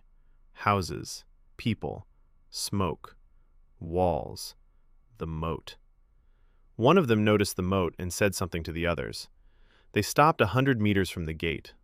One dismounted and walked toward the village, hands in plain sight, showing he was unarmed weapons. Kor climbed down and went out through the gate, alone. No visible weapons, a knife behind his back under his jacket. The man approached, young, about 25, shifty eyes, smiling, a fake smile. Kor had seen types like him, a low-level scumbag on a recon mission. The man said they were travelers looking for a place to stay. Kor replied that there was no lodging. The man looked at the smoke from the smokehouses and said it smelled good, and maybe they'd buy some meat. Kor replied that the meat wasn't for sale. The man stopped smiling. He looked at the moat, the stockade, and the wall. He asked how long the moat had been there. Kor didn't answer. The man stood there for another minute, then turned and walked back to his people. The 3 rode off to the east. Kor returned and told Garrick to get the men ready. In 3 days, maybe 5, maybe a week, they'll be back. And not just the 3 of them. Garrick asked how he knew. Kor said that scouts always return with the main group, if they return with good news, and a rich village without defenses is good news for bandits. Garrick objected that the village had defenses. Kor shook his head. A moat and a rotten palisade are defenses against beasts. People are smarter than beasts. People see a moat and go around it. People see archers and hide. People come at night and set fires. You need a different tactic against people. Kor began to prepare. He reorganized the defenses. A wall and a moat work against beasts. An ambush works against people. He chose 3 spots outside the village. The first on the trail from the east, a fallen tree by the roadside. 2 men with bows could hide behind it. The second on the northern approach, bushes by the ravine, an ideal position for a flanking attack. The third at the edge of the forest, the farthest one, for observation and early warning. He positioned his men, Garrick and Tobin at the first point, 2 new hunters at the second. At the third, he placed a 14-year-old boy. Not a fighter, a runner. The boy is fast. He'll spot strangers and run to the village. The signal. Time to prepare. During the day, Kor taught the men something new. Not hunting, combat. The difference is simple. When hunting, you strike a beast that doesn't know you're there. In combat, you strike a man who knows and strikes back. He demonstrated the basics: how to hold a knife, how to strike, where to strike, the throat, armpit, groin, soft spots. Against a man in leather armor, a stabbing blow to the torso is useless. You need the soft spots. The men listened, turning pale. They were used to axes and pitchforks, not to knives in the throat. Kor didn't push it. He laid the groundwork. The rest would come when the time came. Or it wouldn't. He hoped that an ambush would settle the matter before it came to hand-to-hand combat. On the 5th day after the scouts, a young runner burst into the village at sunset, out of breath. Strangers on the eastern trail, many of them. Kor went out onto the wall. He looked east. You can't see anything in the twilight, but 10 minutes later they appeared. Torches. Kor counted. 1, 2, 5, 8, 11, 14 torches. 14 people. Maybe more. Those without torches are invisible. Kor climbed down, quickly, quietly gave orders. Garrick and Tobin to the position by the fallen tree, 2 to the flank toward the ravine, the rest to the wall. Women and children to the central house, the sturdiest one, stone walls. Mara gathered the children. Ren walked in silence. She didn't cry. She didn't ask questions. She just followed wherever her mother led. Kor watched them go. Then he turned toward the forest. No, toward the east. The enemy was coming from there. The torches were getting closer. They were coming down the path. They weren't hiding. 14 men against a village they considered defenseless. Why hide? They came within 100 meters, stopped. One stepped forward, large, broad, a red beard, loud voice. He shouted that the village must open the gates and that Captain Voss wanted to talk. Kor stood on the wall, silent. The man shouted again, said that if they didn't open the gates, they would open them themselves, and then the conversation would be different. Kor replied, quietly, calmly, said that the gates were closed and that there would be no conversation, and that if they didn't leave before dark, the conversation would indeed be a different one. The man laughed. He turned to his men. He said something. Laughter. 14 armed men were laughing at a peasant on a rotten wall. Kor waited. It was getting dark. He was waiting for darkness. In the dark, the advantage belongs to whoever knows the terrain. They don't know it. He knows it. Garrick knows it. Tobin knows it. Darkness fell half an hour later. The torches burned brightly. The bandits stood in a cluster, lit up, visible, stupid. Military mistake number 1. Gathering in a cluster with torches at night means telling the enemy, "Here we're here, shoot here." Kor whistled. 2 short blasts. Garrick's signal. Arrows flew from the darkness to the right of the trail. 2. Claw-tipped. The first hit the man at the edge of the group, in the thigh. He screamed and fell. The second one flew past. The bandits flinched. They screamed. They waved their torches. They couldn't see where the shots were coming from. Darkness all around. The torchlight blinded them. 2 more arrows. One hit the second man in the shoulder. He dropped his torch. A scream. The bandits rushed forward, toward the village, toward the gates, away from the invisible enemy in the darkness. Kor had been waiting for this. They ran toward the village and fell into the moat. The first one sank in up to his waist. Stakes pierced his leg. A howl. The second stumbled over the first. The third stopped. The ditch. They didn't know about the ditch. The tripwires snapped. A crack. A crash. Panic. 2 from the flank ambush by the ravine struck from the left. Arrows from the darkness. 1 hit. A scream. The bandits darted between the ditch and the invisible archers. Torches fell into the snow and went out. The darkness swallowed the light. Kor stood on the wall and gave orders. His voice was steady, as in training. Left flank, fire. Right flank, reload. Wall, fire ready. Archers on the wall shot down. Close. 20 paces. Hard to miss. 2 more bandits fell. A voice from the darkness. Loud, angry, commanding. Voss. He was yelling at his men to retreat. Back, toward the trail. The bandits ran, those who could. 3 remained in the ditch, 1 with a stake in his leg, 2 with arrows. The rest were leaving, quickly. They tossed aside their torches. The darkness swallowed them up. Kor didn't order a pursuit. A nighttime chase after armed men in unfamiliar terrain is suicide. He let them go. Garrick and Tobin returned to the village half an hour later, both unharmed. Garrick was carrying a captured crossbow. He'd taken it from the wounded man who dropped it while fleeing. Tobin carried 2 swords. Kor examined the spoils. The crossbow was good, well maintained. The mechanism worked, 10 bolts in the quiver. That threw off the balance. The crossbow has a range of 100 meters, more accurate than a bow, more powerful. With a clawed tip, it would pierce leather armor. The swords were short, army issue, stolen or taken from corpses, but the steel was good.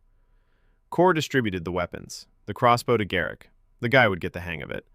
The swords to the 2 best of the new hunters. The 3 wounded bandits in the ditch were pulled out this morning. 1 died during the night from blood loss. A stake pierced an artery. 2 are alive, arrows lodged in their flesh, not fatal. Kor interrogated them, calmly, without threats, just asked who they were, where they were from, and how many of them there were. They started talking quickly. Wounded and frightened people talk easily. The Voss gang, 40 men, base at an old mill 30 kilometers to the southeast. Voss is a former sergeant in the Royal Guard. He deserted 5 years ago.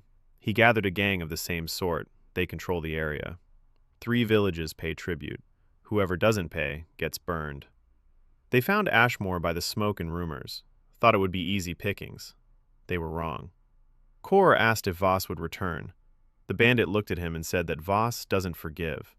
He'll be back, with a bigger group, and he won't talk. Kor nodded. He released the prisoners, gave them food for the road. He bandaged their wounds. The men on the wall watched in confusion. Why let them go? Kor explained simply.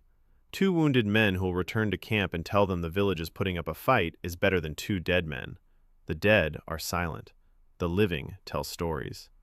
And what they tell will make Voss think. A thinking enemy makes mistakes. A hasty enemy does too, but different ones. Kor preferred an enemy who thinks. A thinking enemy can be predicted. After the prisoners left, Kor sat down with Garrick and Heder, the trio, commander, fighter, advisor. Kor laid out the situation. Voss will return, in a week, maybe 2, with at least 20 men, maybe 30. They have swords, crossbows, and experience in raiding. The village has a moat, a wall, and 12 hunters with bows and knives. The math is bad. We can't hold out in a head-on battle. So there won't be a head-on battle. It'll be a special operation. Kor started planning, not a defense, an attack. Strike first, on his turf, by his rules. Heder said it was madness. To march on the mill with 12 men against 40 bandits? Kor said he wouldn't march on the mill. He'd go to the trail where Voss would lead his men to the village, and meet him there. An ambush. At night. On the rolls. When the column is stretched out and not expecting an attack. Garrick listened in silence. Then he nodded. A single gesture. No words. The guy trusted him, completely. Tobin said he was afraid. Kor replied that was right. It's normal to be afraid. The main thing is to do what needs to be done, despite the fear. The preparations took 4 days. Kor chose the spot. A section of the trail 5 kilometers to the southeast. Narrow, between 2 hills. Forest on both sides. A natural funnel. The column on the march would pass through here in a line. It would stretch out. It would lose formation. The perfect spot for an ambush. He positioned his men. 6 with bows on the left hill, behind the trees, invisible. 4 with knives and spears down below on the right, for the finishing blow. Garrick with a crossbow at the top of the left hill. The best position, the best marksman. Kor himself lay down on the trail behind a fallen tree, the front line, alone, with a knife. His task was to provoke them, to make them stop, then to leave, to lure them into the trap. They waited for 3 days. Kor rotated the men in their positions every 8 hours. He himself remained. He slept for 2 hours at a time, ate pemmican, drank melted snow. On the 4th night, footsteps were heard. Many, heavy, the clang of metal, voices, torches between the trees. Kor lay behind a log and counted. 22 lights. 22 at least. The column was moving along the trail, stretched out 50 meters. 2 sentries in front, Voss in the center. Kor recognized him by his voice. Loud, commanding. The man was used to giving orders and wasn't afraid of the forest. He shouldn't have been. The scouts passed the log. They didn't notice Kor.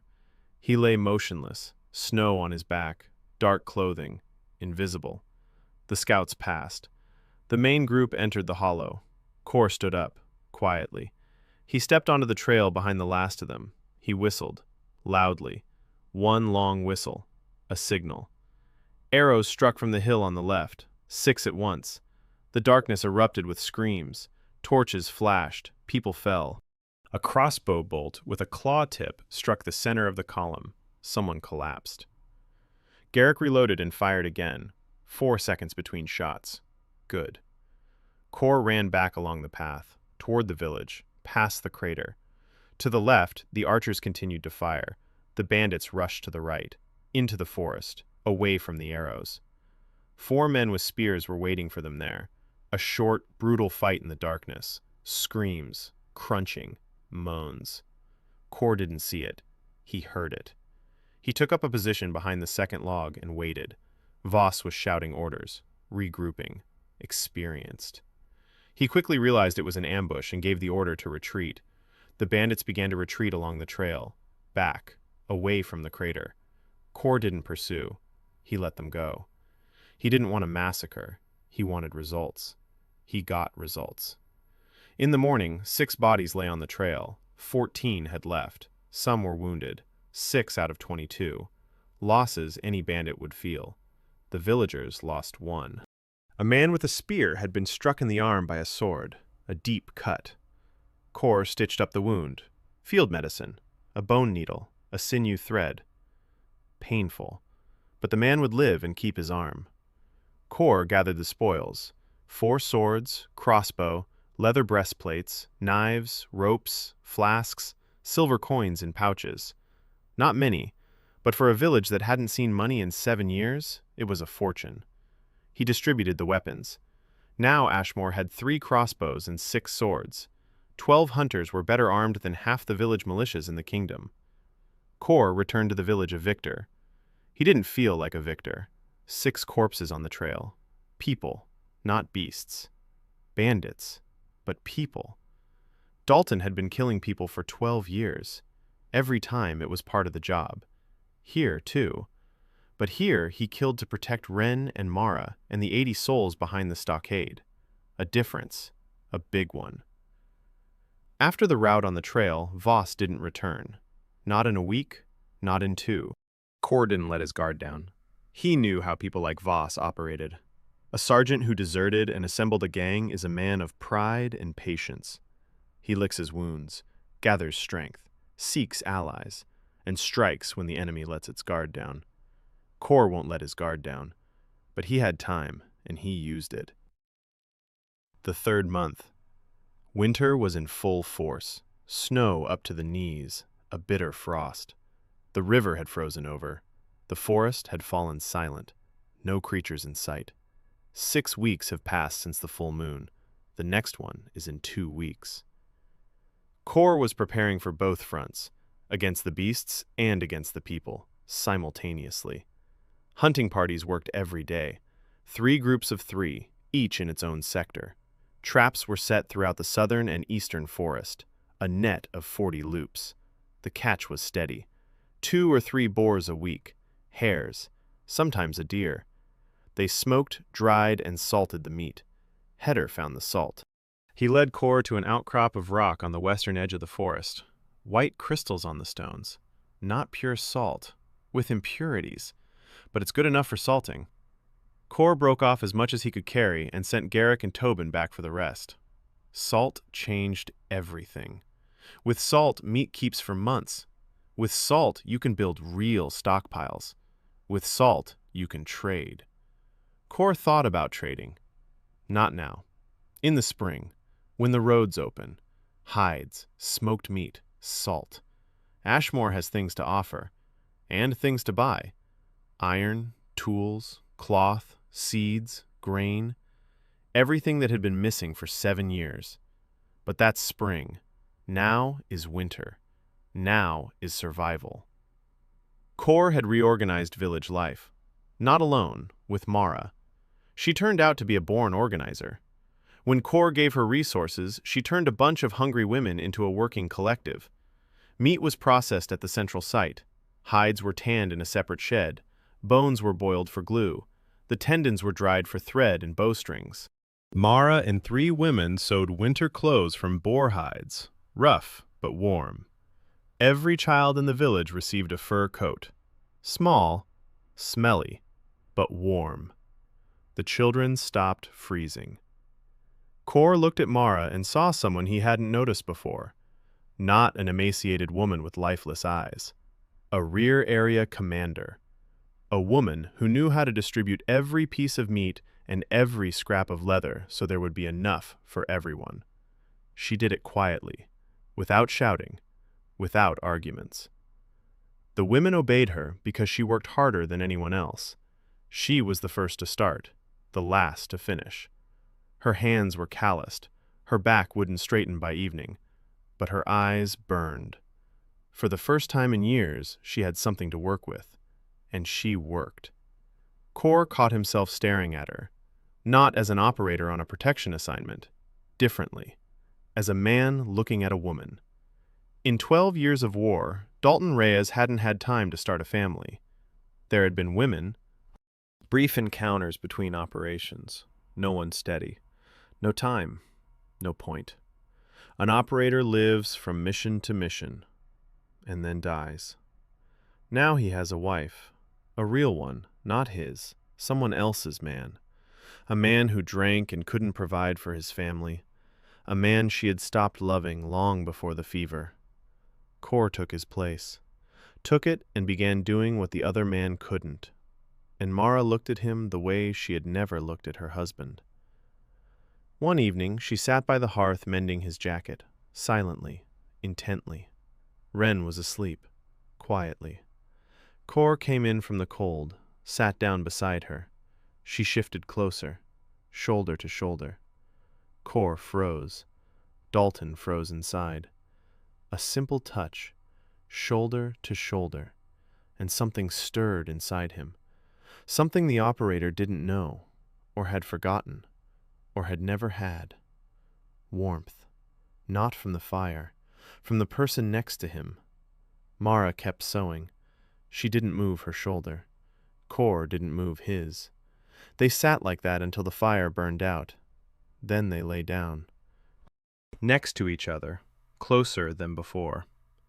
She rested her head on his shoulder, for the first time. Kor lay in the darkness and listened to her breathing, steady, calm. She had fallen asleep.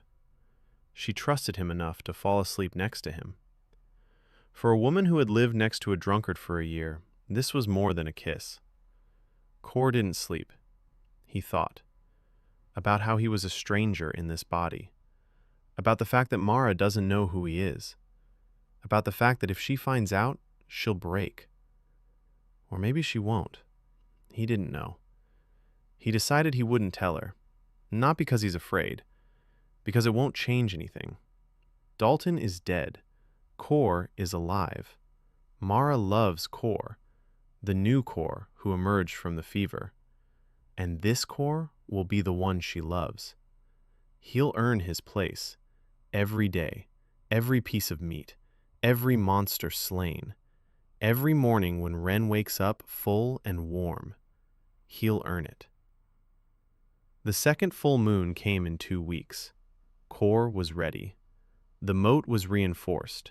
The stakes had been replaced with fresh ones. The tripwires were renewed. There were now 8 archers, 3 crossbowmen, 5 bows, claw tips on every arrow. Kor stood on the wall. Next to him, Garrick with a crossbow, Tobin with a bow. 6 men in position. Night. Moon. Silence. Then the signal tripwires. A crack. Kor timed it, faster than last time. The creatures are learning. They remembered where the tripwires were. They bypassed the first row, hit the second, but bypassed the first. Smart. He saw the eyes. Yellow. 6 pairs. 6 creatures. More than last time. They stood at the edge of the light from the torches. They watched. Didn't rush in right away, studying. One went along the ditch, another in the other direction, a flanking move. Two remained in the center, a diversion. Two disappeared into the darkness. No one knows where. Tactics. Pack tactics. Core assessed. These creatures aren't just smart, they're trainable. They've memorized the moat and the traps. They've adapted. He gave the orders. Garrick, center. Tobin, right flank. 2 on the left. 2 in reserve down by the gate. The crossbow struck first. Garrick fired at the creature in the center. The bolt with the clawed tip pierced its chest. The creature screeched and collapsed. 1 down. The second one in the center lunged forward, leaped over the moat. A long jump. Powerful. Cleared it. Slammed into the wall. Scaled it. Quickly. 3 arrows struck her from above. 1 in the neck. She slipped. Fell into the moat onto the stakes. Thrashed. Fell silent. 2. The right flanker reached the eastern wall. The moat was shallower there. She made her way across. Her claws dug into the palisade. New logs, sturdy, but her claws were long. They tore at the wood. Tobin fired from above, hit her in the back. The creature didn't stop. Stubborn. It kept climbing. Tobin fired again. Shoulder. The creature slowed down. Core ran up to the wall. A new spear. Sturdy. The shaft made of young ash. The tip made from the creature's tooth, bound with sinew. He struck from top to bottom, into the skull. The tip went in. The creature went limp, collapsed. 3. The one on the left, circling around, fell into the trap. A noose on the path along the ditch. Core had set them there on purpose, not for animals, for the creatures that circle around. The noose caught its hind leg. The creature jerked. It struggled. A rope made of boar sinew, strong. It held. The creature thrashed. 2 archers from the flank shot it with 4 arrows. It fell silent. 4. 2 remaining, the ones that fled into the darkness. Core waited. A minute. 2. Silence. Then a crash. From the north, the ravine. They circled the entire village, crossed the ravine. Struck from the north. Minimal defenses there. 1 tripwire. 1 shooter. Core ran. Across the whole village, the northern wall. The shooter at his post, a young man, shaking. 2 beasts 10 meters away. They're walking, not running. Walking. Slowly. Confidently. As if they know this is a weak spot. Core stood on the wall next to the shooter. Told him to shoot. The guy fired. Missed. His hands were shaking. Core took the bow from him. Drawn it back. Fired. Hit. In the front paw. The creature flinched but didn't stop. A second creature lunged, quickly, a leap over the moat. It's shallow here, knee-deep. It cleared it. Slammed into the wall. The logs cracked. Core grabbed a spear, struck down from above. The creature dodged, fast. It slashed the shaft with its claws. Core pulled back. The creature leaped again, higher. Its claws dug into the edge of the wall, its snout at his feet. 3 rows of teeth, the smell of musk and blood. Core thrust the spear downward, into its open mouth. The tip of the spear penetrated its palate and beyond. The creature wheezed. Its claws loosened. It fell. 5. The last one. Wounded in the paw. It stood by the ditch. It watched. Yellow eyes, intelligent. She had seen the 6th one die. She looked at Core on the wall, at the spear in his hands, at the dead creature below. Then she turned and walked away, slowly. She didn't run. She walked away, as if memorizing it. Core watched her go. 6 creatures, 5 dead, 1 gone. The village is safe. Not a single casualty. For the 2nd time in a row. In the morning, Bram came to Core, silently. He stood next to the ditch where they'd pulled the creatures' bodies out. He stood there for a long time. Then he said he'd been wrong. Core looked at him. Bram said that for 7 years he had told people they needed to be patient and pray, and that the forest must not be angered. And Core had done in 2 months what prayers hadn't been able to do in 7. Bram said that if Core needed help running the village, he was ready. Kor nodded. He accepted. Without fanfare, without conditions. Bram knew the village. He knew the people. He knew who was capable of what. He knew the supplies. He knew the problems. A good manager. A poor commander, but a good manager. Kor entrusted him with food distribution, stock accounting, organizing household chores, repairing roofs, gathering firewood, insulating houses, everything that wasn't war or hunting. Bram took it on, silently, diligently.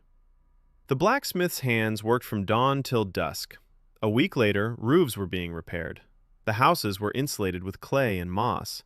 Firewood lay in stacks against every wall. Order. Military order. Kor at the front, Bram in the rear, Mara between them. The link. The village began to function as a single organism. By the end of the third month, Ashmoor was unrecognizable. A full-height moat ran along the entire perimeter. The stakes at the bottom were replaced with sharpened stakes made of hardwood, charred over a fire. The palisade was completely renewed, not a single rotten log. The gate hung on iron hinges. They found the iron in Bram's old smithy. The village elder dug up the tools he had been hiding for 7 years. A horn, an anvil, a hammer, a supply of coal. Kor asked why he had hidden them. Bram replied that he didn't believe anyone would be able to use them. Now he believed. Kor didn't know how to forge. Bram did. A blacksmith by the grace of God. His hands remembered the craft despite the years of inactivity. He lit the forge for the first time in 5 years. The smell of coal and hot metal wafted over the village. People stopped and watched. The clang of the hammer on the anvil was the sound of life, a sound Ashmoor hadn't heard in a long time. Bram was forging. Arrowheads. Simple, rough, but made of iron. Better than charred wood. Better than the claws of beasts for mass production. Kor saved the claw arrowheads for elite arrows, for Garrick, for crossbow bolts, iron ones for everyone else. In 2 weeks, Bram forged 60 arrowheads. Kor fitted them to all the arrows. Then Bram turned to knives, hunting knives, short ones, with wooden handles. 12 of them, one for every hunter.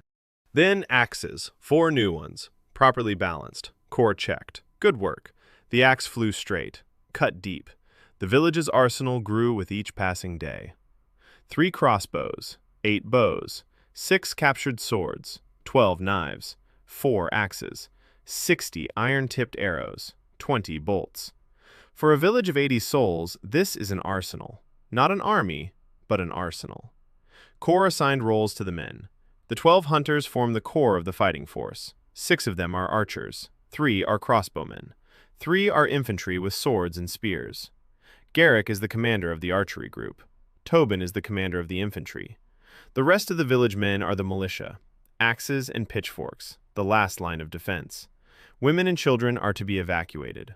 Kor mapped out the evacuation route through the northern ravine, a path through the forest to a rocky shelter 3 kilometers away. Mara knew the route. Kor had taken her there twice. She remembered it. If the village falls, the women and children leave. Mara leads. Rin stays by her side. Always. That is the order. Kor conveyed it to Mara without explanation. She understood. She didn't argue. The 4th month, midwinter. The frosts were growing stronger. The snow was deep. The forest stood white and silent. The traps were less effective. The animals had gone into hiding. Boars were less likely to venture onto the trails. Hares had retreated deeper into the woods. The catch had dropped. But their supplies held out. The smokehouses were full. Salted meat in barrels, pemmican in sacks. For the first time in 7 years, Ashmoor wasn't starving in the winter. The children were gaining weight, slowly, but they were gaining it. Their cheeks were rounding out, their eyes were coming alive. Kor saw the orphan boys playing in the snow, running, pushing each other, laughing. A month ago, they had been sitting against the wall, waiting to die. Now they were playing. Rin played with them, not often. She was quieter than the others. But she played. Once, Kor saw her showing the youngest orphan how to tie a knot. Serious, focused, a 6-year-old teacher. He stood by the house and watched. Something tightened in his chest. Not pain, not fear. Something else. Dalton Reyes had not known this feeling. An operator has no right to such things. It gets in the way of work, distracts, makes you vulnerable. But Dalton is dead. And Kor stands by the house and watches his daughter teaching an orphan to tie knots. And this feeling doesn't get in the way. It gives him strength. Heder came in the evening. His face was serious.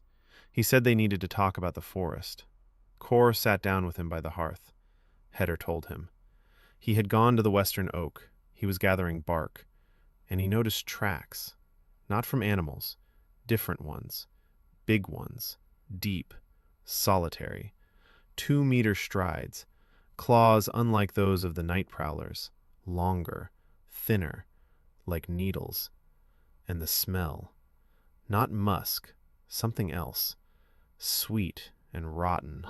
A scent that makes the forest fall silent. Kor asked where exactly. Heder described the spot. The western edge of the forest, 2 kilometers from the village. The tracks went from south to west, bypassing. Past the village, not toward the village. Past. Kor thought that something big had passed 2 kilometers from Ashmoor and hadn't attacked. Not a night prowler. Something else. Something from the depths of the Bora. He asked Heder directly, the skinny one. Heder fell silent. Then he nodded. He thinks so. The tracks match. The size, the scent, the behavior. The skinny one doesn't hunt people directly. He passes by, and the forest behind him goes mad. The animals become more aggressive, smarter, more vicious. The night wanderers aren't a separate species. They're ordinary forest predators altered by his presence. The skinny one is like radiation. Doesn't kill instantly. Poisons gradually. Kor took in the information. The skinny one had passed by. Close. Closer than before. 2 kilometers. Heder said that before, its tracks had been found 10 kilometers from the village. It's getting closer. Kor asked why. Heder looked at him and said, maybe because someone is killing its creatures. The skinny one senses it. Its hunting grounds have been disturbed.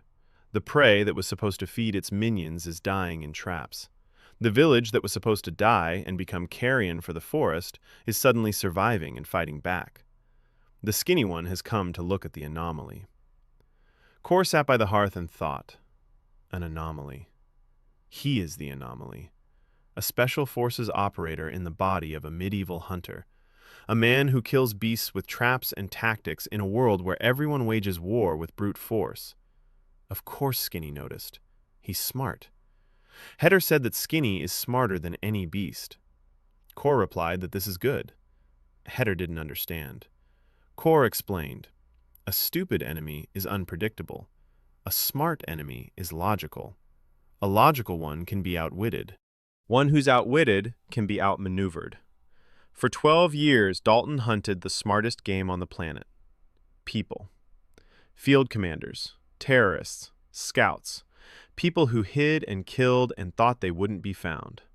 He found them all. Skinny is smarter than a beast, but he isn't smarter than a man who has spent his whole life hunting people.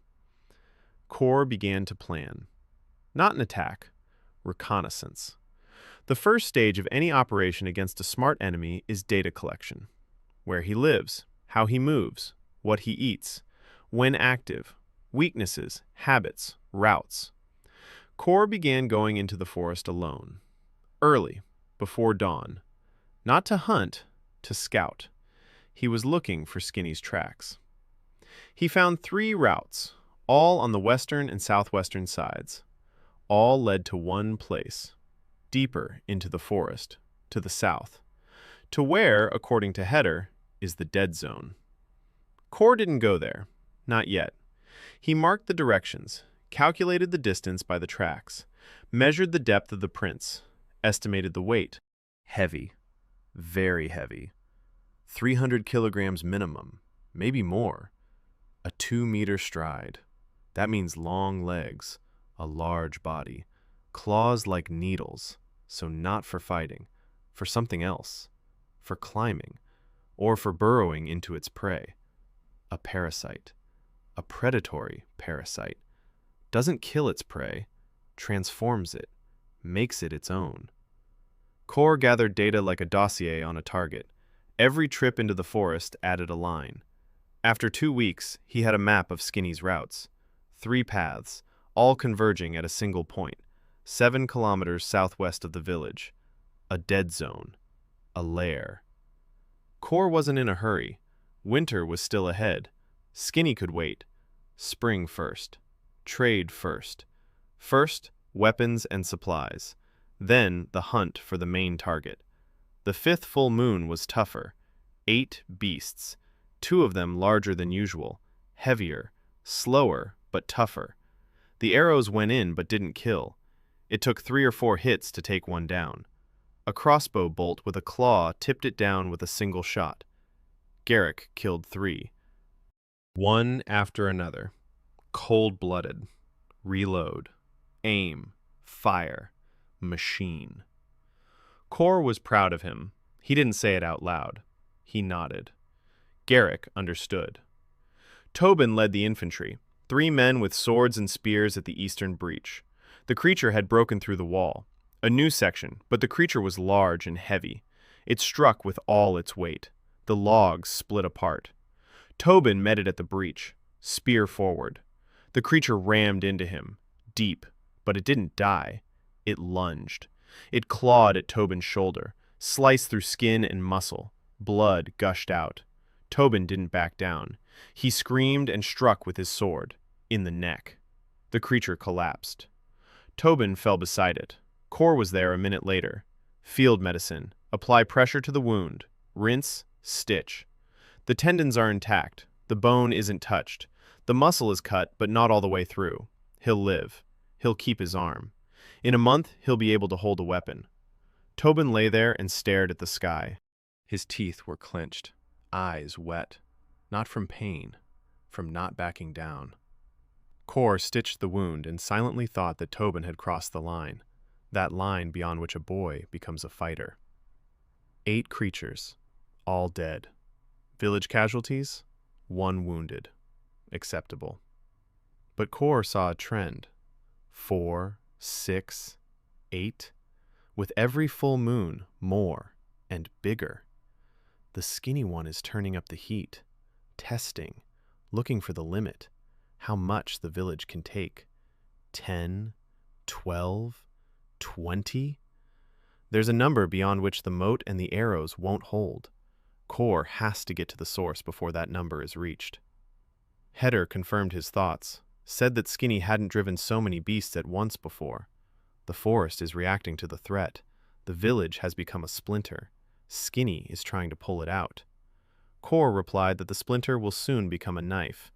Heder looked at him and smiled for the first time.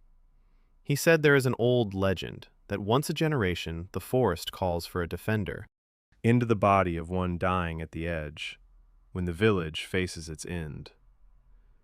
Kor didn't answer. Heder said that Boar is not cursed. Boar is dying. The skinny one is killing him from within, and the forest has called upon the one who knows how to kill monsters.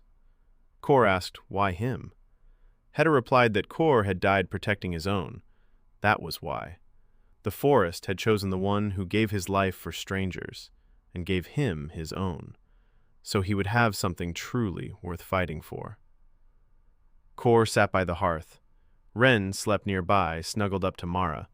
A tiny hand clutched a rag doll. Mara breathed evenly. 2 lives. His whole war. His whole purpose. Heder had left. Kor sat and watched the fire. The forest had called him. The forest had given him a family. Now the forest was waiting for him to do what he had been called to do. Kill the skinny one. Bring back Boar. Save the village forever. Kor lay down next to Mara and Ren. He closed his eyes. In the spring. Spring arrived like an order to advance. The snow melted in 2 weeks. Mud, streams, the smell of wet earth. The forest rustled. The birds returned. Kor stood on the wall and listened. A different sound. Not the dead silence of winter. Life. The forest was waking up, and with it, everything that lived within it, both good and bad. Ashmoor had survived the winter, all 80 souls, not a single death, for the first time in 7 years. Not from hunger, not from the cold, not from beasts. People stood on the wet ground and couldn't believe it. Old woman Nella, who looked after the orphans, was crying by the communal cauldron. She said she didn't think she'd live to see spring. She did. And the 4 orphans did too. And everyone else. Kor wasn't celebrating. He was preparing. Spring means roads. Roads meant trade. Trade meant resources. But roads also meant something else. Voss. He hadn't come all winter. He'd been frozen in his mill, treating the wounded, counting the losses, waiting for spring. Spring had come. And Kor knew that Voss would come too. But the merchant arrived first. A man named Drell, short, wiry, shifty eyes. A cart pulled by a mule. He'd been traveling along the eastern road and turned toward Ashmoor, following the trail of smoke. A sentry stopped him half a kilometer away, brought him to the gates. Kor met him himself. Drell looked at the village and made no attempt to hide his surprise. A moat, a wall, patrols, people who didn't look like walking corpses. He said he'd heard of Ashmoor, a dead village in the Black Zone, and here it was alive, and it smelled of meat. Kor asked what he had on his cart. Drell showed him.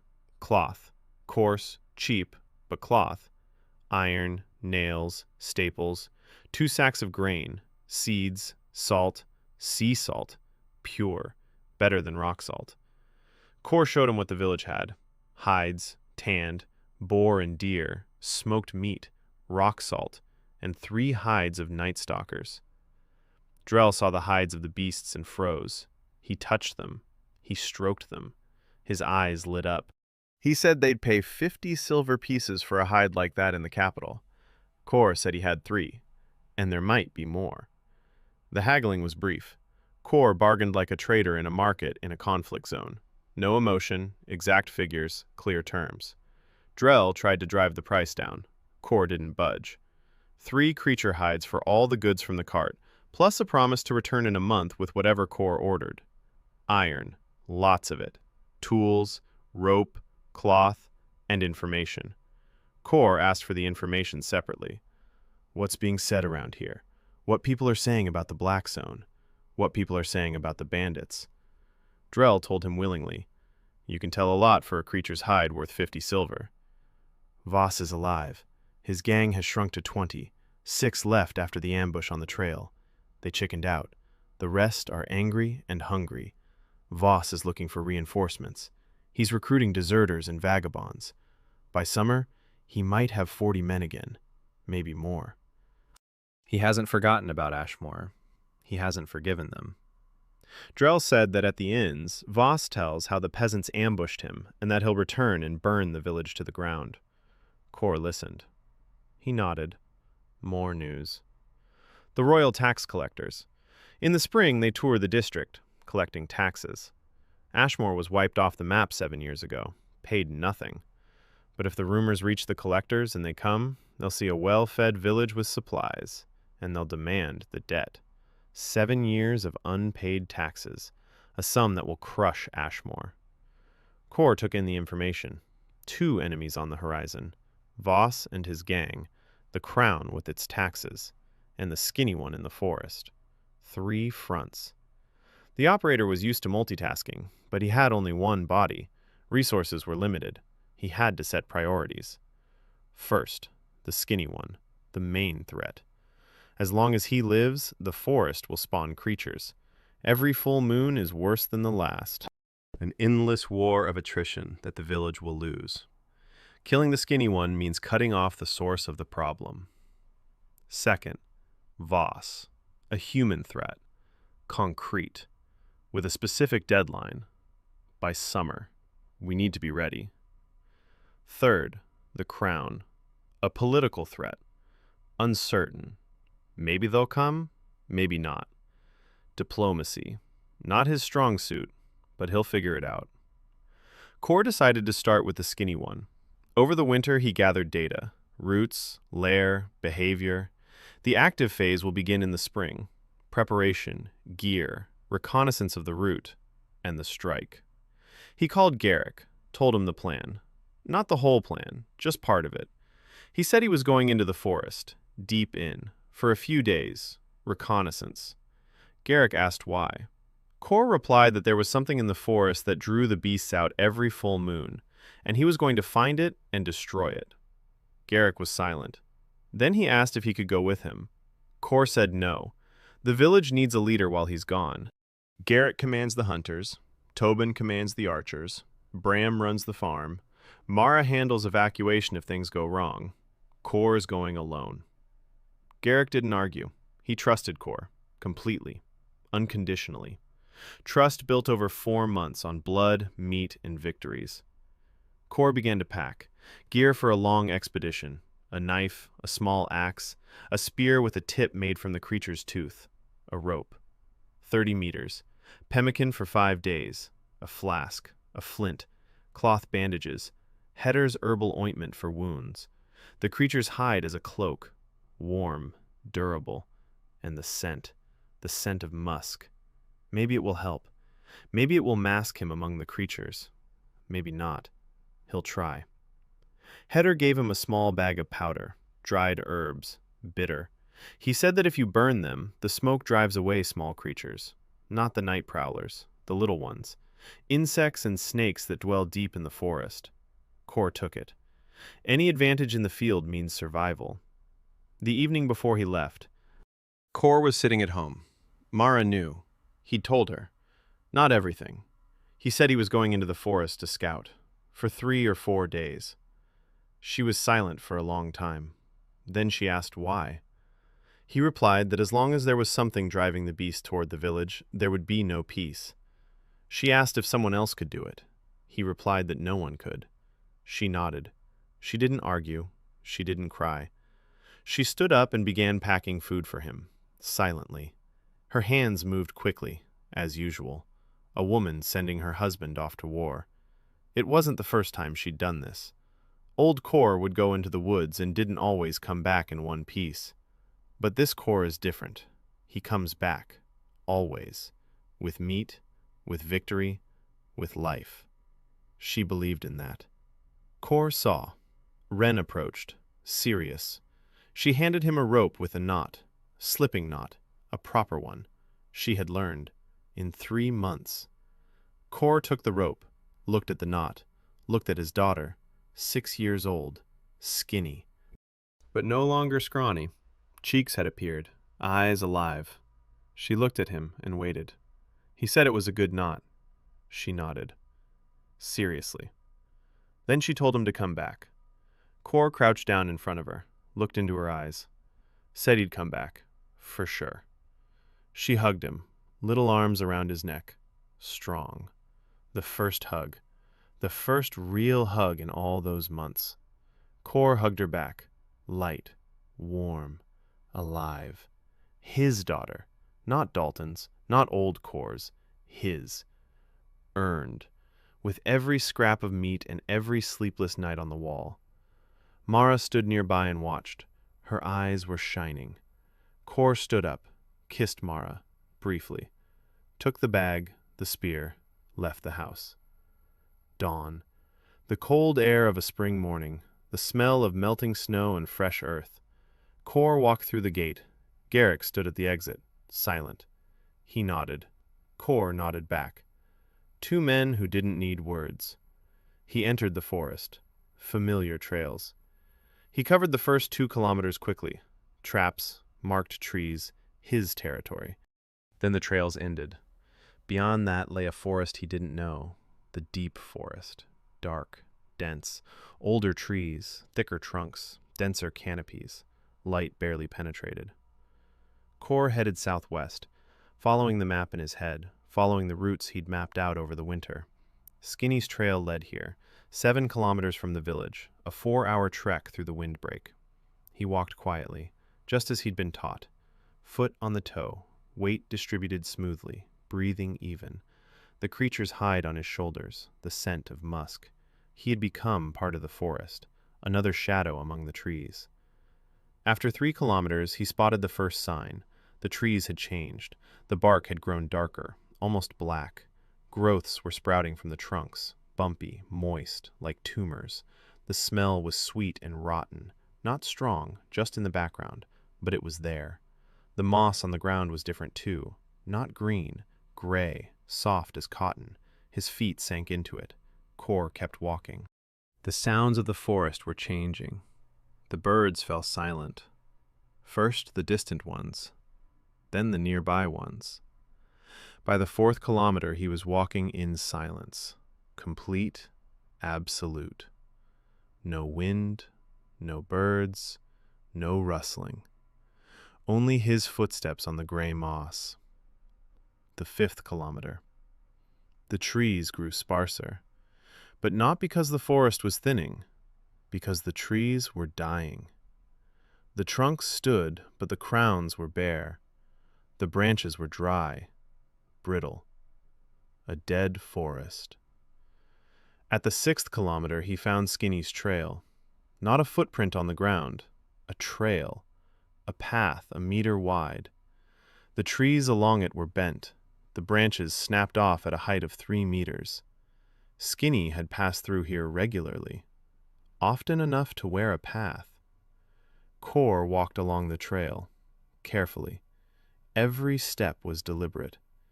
He didn't know what lay ahead. He didn't know the enemy's size for sure, didn't know its abilities, didn't know if it could be killed.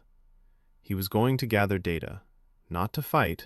At the 7th kilometer, the trail led to a low-lying area, a ravine, wide, 20 meters, deep, 5 meters.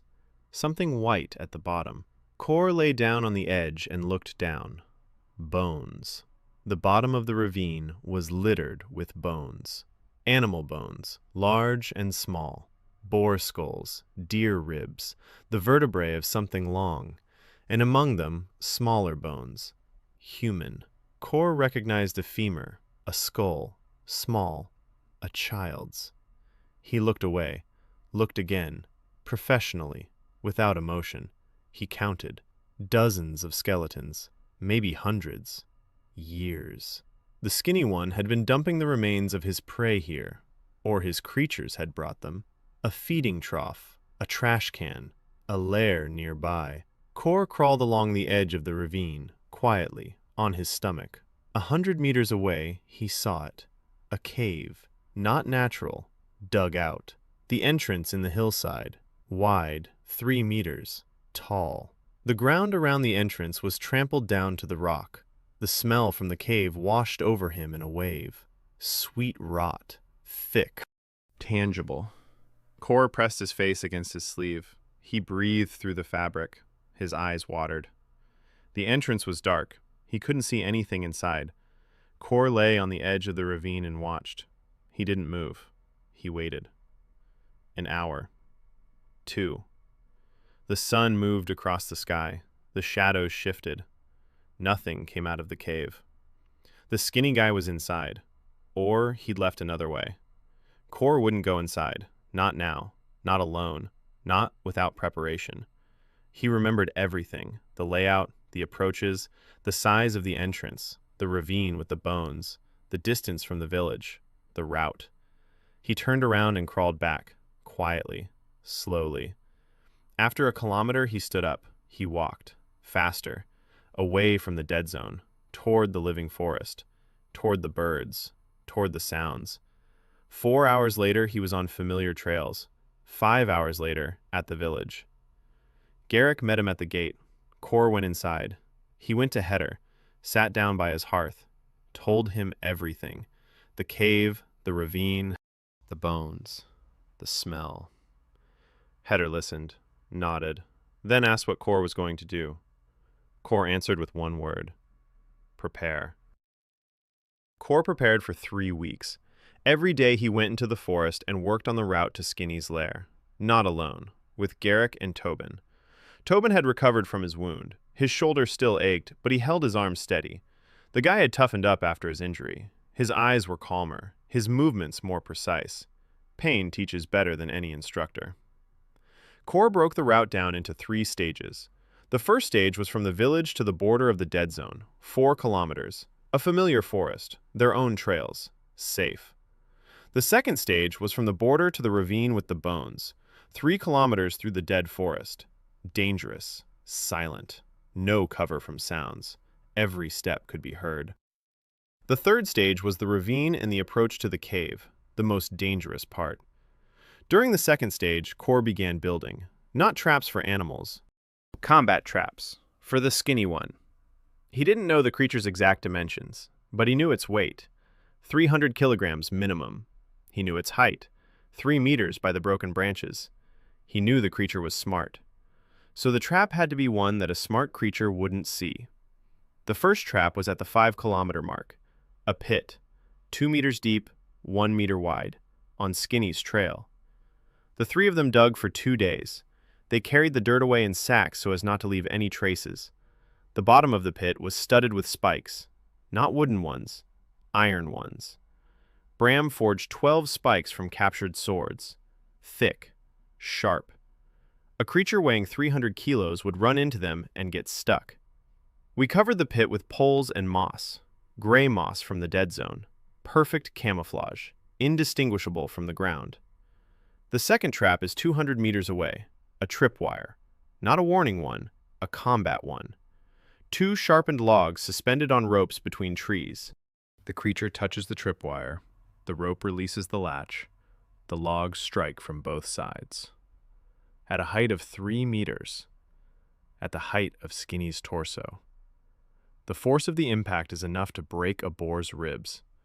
Whether it's enough for Skinny is unknown, but it will slow him down. The third trap is right at the ravine, a net. Kor spent a week weaving it, from boar sinew and rope, sturdy, stretched between 4 trees above the trail, at a height of 4 meters. It drops on command. The tension line is on the ground. The beast advances. The net falls from above. It entangles it. It buys time. 3 traps at 3 points. A staggered system. If the first one doesn't work, the second will. If the second doesn't stop it, the third will. And behind the third, Kor will be standing with a spear and a crossbow. Kor took the crossbow from Garrick the crossbow for the duration of the operation. He gave him the best bow with claw-tipped arrows. Garrick didn't argue. The crossbow packs a bigger punch. Against the skinny one, you need power, not rate of fire. Kor crafted special bolts. Longer than usual, the tips are made from the claws of night stalkers. 3 claws soldered together on an iron rod. Bram toiled over it for 2 days. The result was crude, but deadly. A bolt could pierce a log right through. 6 such bolts. 6 shots. That's all there would be. At the same time, Kor was sorting things out with Voss. The information from Drell was being updated. The merchant arrived for the second, as promised. He brought iron, cloth, grain. He took the hides and smoked meat, and he shared the news. Voss had gathered 35 men. He'd recruited mercenaries. 2 of them were former soldiers, with real combat experience. Voss is waiting for the start of summer, when the roads dry out and he can lead his squad without leaving muddy tracks. Kor calculated. 3 weeks until summer, 3 weeks until Voss, and Skinny in the forest. 2 fronts at once. You can't fight on 2 fronts, so one must be closed before the second opens. Kor decided to go after Skinny now, before Voss. Close off the forest, then close off the road. He chose the night, full moon. Sounds crazy, to go to Skinny's lair when his beasts are out hunting, but Kor thought otherwise. On a full moon, the beasts leave the lair, toward the village, toward other villages if there are any. The lair empties out. Skinny is left alone. If the village holds the beasts at the perimeter and Kor strikes the lair at that moment, then Skinny will be left without his retinue, alone, facing traps and a crossbowman. The risk is enormous, but Kor has worked with enormous risks his whole life. The difference between madness and calculation lies in preparation. A madman runs into a cave with a torch. The crossbowman plans the route for 3 weeks, sets 3 lines of traps, and strikes from an ambush. He gathered the people, explained. Garrick commands the defense during the full moon. Tobin is his deputy. Bram handles the rear. Mara handles evacuation. Kor goes into the forest. Alone. After Skinny. Silence. Garrick asked if he was alone. Kor answered yes. Tobin said it was suicide. Kor replied that suicide was waiting for Skinny to send 20 beasts at once and break through the defense. Heder was silent. Then he said Kor was right. The forest had called him for this. Mara said nothing in front of the others. That evening at home, she stood by the hearth and said nothing. Kor was packing his gear. A bag, a crossbow, 6 bolts, a spear, a knife, an axe, a rope, pemmican, water, a flint, torches, 3 of them, wrapped in tarred cloth, for the cave. Mara approached, stood beside him, said that if he didn't come back, she would raise Ren on her own. Kor looked at her. She wasn't crying, didn't ask him to stay, spoke as if it were a fact, like a contingency plan. He said he'd come back. She said she knew. But just in case. He nodded. Just in case. Ren was asleep. Kor walked over, looked at her, a rag doll in her hands, cheeks round, breathing evenly, sleeping peacefully, not twitching in her sleep like she used to. He leaned down and kissed the top of her head. Her hair smelled of smoke and something childlike. Kor straightened up, turned to Mara, kissed her, long and hard. She hugged him, tightly. Her arms were strong, calloused, warm. Then she let go. He picked up the bag and left. Night. The moon was rising, round, white. Full moon in 3 hours. Kor walked through the gate. Garrick was standing on the wall. He didn't have a crossbow, a bow, and 30 arrows. The guy nodded. Kor nodded back and walked off into the darkness. Kor walked through the forest in the dark. The moon cast light through the treetops, white spots on the black earth. He walked quickly, familiar paths. The first 4 kilometers in an hour and a half. His feet remembered every route, every stone, every turn. At the edge of the dead zone, he stopped. He listened. Far behind him, near the village, a sound reached his ears. Faint, high-pitched. The screech of creatures. The full moon had begun. They were heading for Ashmoor. Garrick would meet them. Kor turned and walked on. The dead zone. The silence thickened. No birds, no rustling, only his footsteps on the gray moss. The moon shone brighter here. The dead tree crowns didn't block the light. Bare branches stood like skeletons against the white sky. Kor followed the route, past the first trap. The pit is camouflaged. Not even he can see it. Good. Past the second. Logs hang in the shadows between the trunks. Ropes are taut. The traps are in place. Past the third. A net over the path, invisible in the dark. He passed all 3 lines and came out to the ravine. Bones below glowed white in the moonlight. Skulls stared up with empty eye sockets. Kor didn't look at them. He looked at the cave. The entrance was dark. A smell wafted from it, stronger than during the day. Sweet rot. Thick. Almost visible, like fog. Kor wrapped a cloth around his face. He breathed through it. His eyes watered. He took out a torch. He didn't light it. Not yet. He lay down at the edge of the ravine. He watched. He waited. It was quiet in the cave, but Kor could sense it. Something was there. Big. Alive. Breathing. The air from the cave came in waves. Inhale, exhale. Rhythmic. Slow. The creature was breathing. Kor assessed the situation. It was Skinny inside, asleep or resting. The creatures had gone hunting. It was alone. For now. Kor climbed down into the ravine, quietly, along the wall. Bones crunched under his feet. He walked over the bones of the dead toward the cave entrance, every step controlled, every breath through the fabric. He stopped at the entrance. The darkness inside was absolute, not a glimmer. The cave went down, a sloping passage, wide. The walls were wet, earth and clay. Kor lit the torch. The fire flared up. Shadows darted across the walls. He saw the passage. 3 meters wide, 2.5 meters high. The walls were covered with something. Slime, dark, shiny. Growths on the walls like in a forest. Bumpy, pulsating, alive. The cave was alive. Kor walked down the passage, crossbow in his right hand, torch in his left, spear on a strap behind his back. 10 meters. 20. The passage widened, the ceiling rose, the cave became a hall. Kor raised the torch, light fell on the walls, on the ceiling, and on Skinny. Kor saw him and stopped. His body was on autopilot, his legs froze, his breathing stopped. His eyes locked onto the target, his brain processed the data. The skinny one lay in the center of the hall, or rather, he wasn't lying down, he was part of the floor.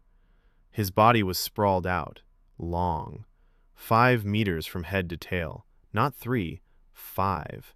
Slender, elongated, long limbs, 6 legs, not 4, 6. Each ended in a cluster of claws like needles. The head was flat, wide. No eyes, or the eyes were hidden. The mouth was closed. The skin wasn't skin. Something between skin and tree bark. Gray, bumpy, covered in growths like the walls. It was part of the cave. The cave was part of it. The growths on the walls are it, its body, its roots, its network. It didn't just live in the cave, he had grown into it. Skinny, not a predator. Skinny, a parasite, a fungus, or something like a fungus, alive, ancient. The network of growths is his nervous system, or his digestive system, or both. The creatures in the forest are infected by him, his spores, his poison, his influence. He changed them because they are part of him, an extension, tentacles, hunters who bring prey to their master. Kor stood and watched. The operator inside was calculating. 5 meters, 300 kilograms, 6 legs, no eyes.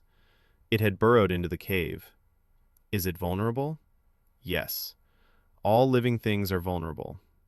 Where? The head, the neck, if there is one, where the body meets the ground, the roots. Pull out the roots, and the creature will lose its footing. It will lose its connection to the cave. It will become just meat. Big, heavy, dangerous, but just meat. Kor raised his crossbow, took aim, at the head. Flat, wide, 10 meters away, impossible to miss. He fired. The bolt flew out with a whine. The clawed tip struck Skinny's skull. It went in, deep, the full length of the tip. Skinny jerked. The whole hall jerked. The walls shook. The growths on the pulsed. A sound burst from Skinny's maw. Not a roar, not a screech. A low hum, a vibration. Kor felt it in his bones. His teeth ached. His head buzzed. Nausea hit him. He held his ground. He reloaded the crossbow. 3 seconds. His hands moved on autopilot. The skinny one was rising, slowly. Its body was tearing away from the floor. The roots were snapping, squelching. Black slime oozed from the tears. The creature turned. Its head swiveled toward Kor, eyeless, but it saw him, felt him. Its maw opened, no teeth. Instead, rows of needles, thin, long, like claws on its feet. A stench burst from its mouth that nearly made Kor faint. Concentrated rot. Poison. A weapon. Kor fired. The second bolt. Into the maw. The tip pierced the soft palate. The skinny one twitched. The rumbling grew louder. The walls of the hall crumbled. Clumps of earth fell from the ceiling. Kor retreated toward the exit. 2 steps. The skinny one moved. Faster than Kor had expected. Too fast for such a mass, for such a body. 6 legs carried it forward. The claw-like scraped the ground. The body flowed like liquid. No jerks. Smoothly. Deadly smoothly. Kor turned and ran, upward, toward the exit. Behind him, a sloshing and a grinding. The skinny one was following. In the passage, too narrow for him, he squeezed through. The walls creaked. Growths burst. Slime flowed. Kor leaped out of the cave into the ravine, bones underfoot. He jumped onto the ravine wall, upward. Claws dug into the ground. Arms pulled his body up. The crossbow on his back, the torch discarded below. It burns on the bones. He made it to the edge of the ravine. He turned around. The skinny one was coming out of the cave, in the moonlight. Kor saw him in full. 5 meters of gray, bumpy body, 6 legs spread out, head raised, 2 bolts sticking out, one in the skull, one in the mouth. Black slime flowing. He's wounded, but alive, and angry. The skinny one scrambled up the ravine wall. Needle claws dug into the ground like nails. He was climbing fast. Kor ran, down the trail, toward his traps. Behind him, a grinding and sloshing. The skinny one was on the surface. He was coming, fast. Kor ran. Branches lashed his face. Gray moss squelched under his feet. 100 meters, 200. The net. The third trap. Kor leaped over the tripwire, landed, rolled, turned around. The skinny one was walking along the path, straight into the net. His front leg stepped on the tripwire. A click. The ropes released. The net fell from above, covered him. The skinny one lunged. The net of sinew and rope wrapped around him. Needle-like claws tore at the threads. One by one. Kor reloaded the crossbow. Fired. Point. 10 meters. In the side. The bolt went in deep. Skinny howled. A thud rang in his ears. Kor staggered. He steadied himself. He reloaded. He fired. The 4th shot. In the neck. A direct hit. The skinny one thrashed in the net, tearing at it. Half the threads were torn. It would break free in seconds. Kor ran on. 200 meters. The 2nd trap. Logs. He ran past it. He turned around. The skinny one had torn through the net. It was coming after him. Point. 4 bolts in its body. Black slime on the ground. But it kept going. The creature stepped onto the line of the 2nd trap. Its front leg caught the rope. The latches released. 2 logs slammed down from the sides, simultaneously. A crunch. The skinny one staggered. One of its 6 legs buckled. Broken. Kor reloaded. The 5th bolt. He fired at the fallen creature. In the head. Next to the first bolt. It went in.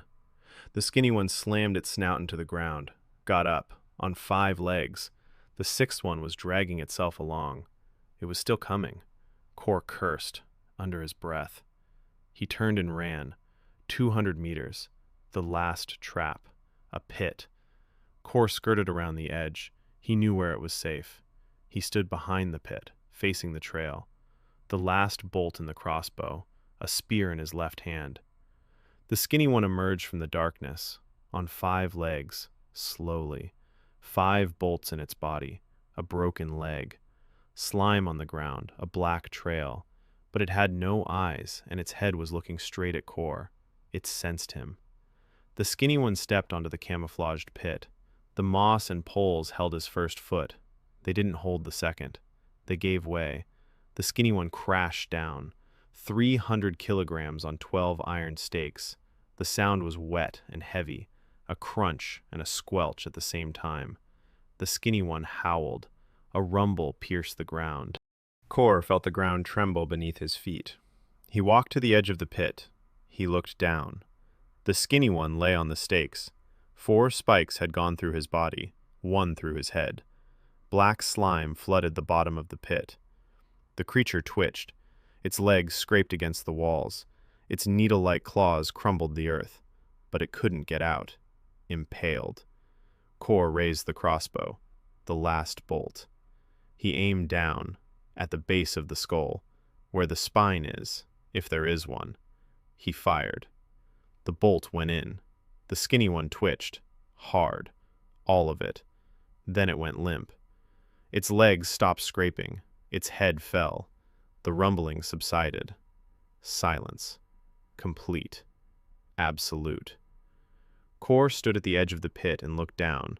5 meters of dead creature on iron spikes in the pit, 6 bolts in its body, a broken leg, a pierced skull. Dead. He lowered the crossbow. His hands were shaking. Now. After. The adrenaline was wearing off. His legs felt like cotton. He sat down on the ground, breathing. Deeply. Evenly. 4 counts in, 4 counts out. He sat for a minute. 2. Then he stood up. He took a torch from his bag, the last one, lit it, climbed down into the pit, examined the creature. Dead. Definitely. The growths on its body were still pulsing, faintly, fading, like a nervous system that hadn't yet realized its master was dead. Kor climbed back up. He walked back along the trail, past the shattered gyek, past the torn net, past the broken logs, toward the village, through the dead forest, through the living forest. By dawn he had reached familiar paths. Birds were singing. Kor walked and listened. Maybe it was his imagination, or maybe there were more birds, louder. The forest breathed differently, more lightly. Maybe it was his imagination. Maybe not. Kor emerged from the forest at dawn. The field in front of the village was trampled. Animal tracks in the mud, arrows stuck in the ground, dark spots of blood on the remaining snow. It was a full moon, and the village stood. The palisade was intact. The moat held. Garrick stood on the wall. He saw Kor. He didn't shout. He just exhaled. Kor approached the gate. Garrick opened it.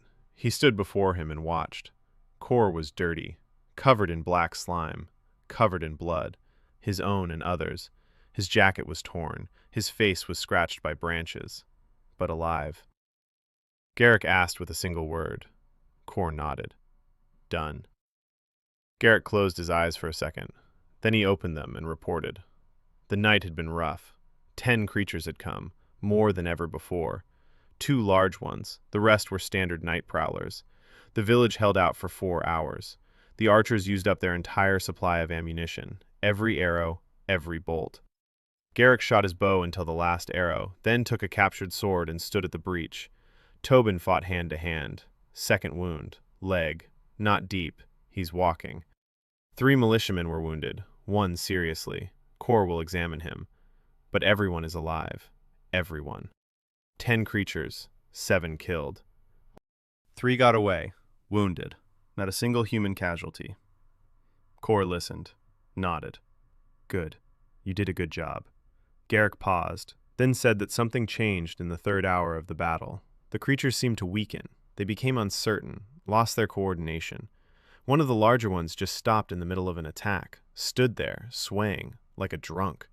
They shot her while she was standing. Kor listened. The 3rd hour. Around that time, he killed the skinny one. The creature in the cave died, and its influence over the servants was cut off. The connection was severed. The night wanderers, without a master, became mere beasts. Large, dangerous, but merely beasts. Without coordination, without tactics, without the mind that made them more terrifying. Kor went to the wounded, the seriously injured one first, a man named Dor, 40 years old. The creature had clawed him in the stomach. The wound was long but shallow. His intestines were intact. Kor cleaned it, stitched it up. Applied header ointment. Bandaged it. He'll live. The scar will remain. Then Tobin, his leg. A laceration on his thigh. The muscle was partially torn. Kor stitched it up. Tobin sat there and said nothing. Didn't flinch. Used to the pain. Then 3 light cases. Cuts, bruises, nothing serious. Kor treated them all. Field medicine. Routine. After that, he went home. Mara was standing in the doorway, Ren beside her. Both were looking at him. Kor approached. Mara hugged him, silently, tightly. Ren clung to his leg. He stood there, stinking, slime-covered carcass of a dead monster, and two women were holding him as if he might vanish. He didn't vanish. He went inside, sat by the hearth. Mara brought water, warm. He washed up, ate, boiled meat and broth, the taste of home. Then he lay down on the bed, closed his eyes, and fell asleep. Slept for 16 hours. Mara didn't wake him, neither did Ren. When he opened his eyes, dawn was breaking outside the window. His body ached, every muscle, every joint. But his head was clear. He got up, went outside. Morning, warm, spring-like. The birds were singing loudly, very loudly. Kor stood in the doorway and listened. It wasn't his imagination. The birds were singing louder, more. The forest sounded different. In 2 days, something was changing. Heder arrived around noon. His face was pale. He said he had gone to the border of the dead zone. The border had shifted by 1/2 kilometer. The dead trees still stood, but the gray moss had begun to dry out, twisting, turning black, dying. The growths on the trunks, too. They were drying up and crumbling. The forest was cleansing itself. Kor listened. The skinny one is dead, and his influence is fading, like poison that's being blown away. The forest will heal. It will take a long time, maybe a year, maybe 2, but it will. Heder said the next full moon would tell. If there are no creatures, or few, then the source is dead. Kor nodded. We'll wait. He didn't wait long. He didn't have time. Voss was on the horizon.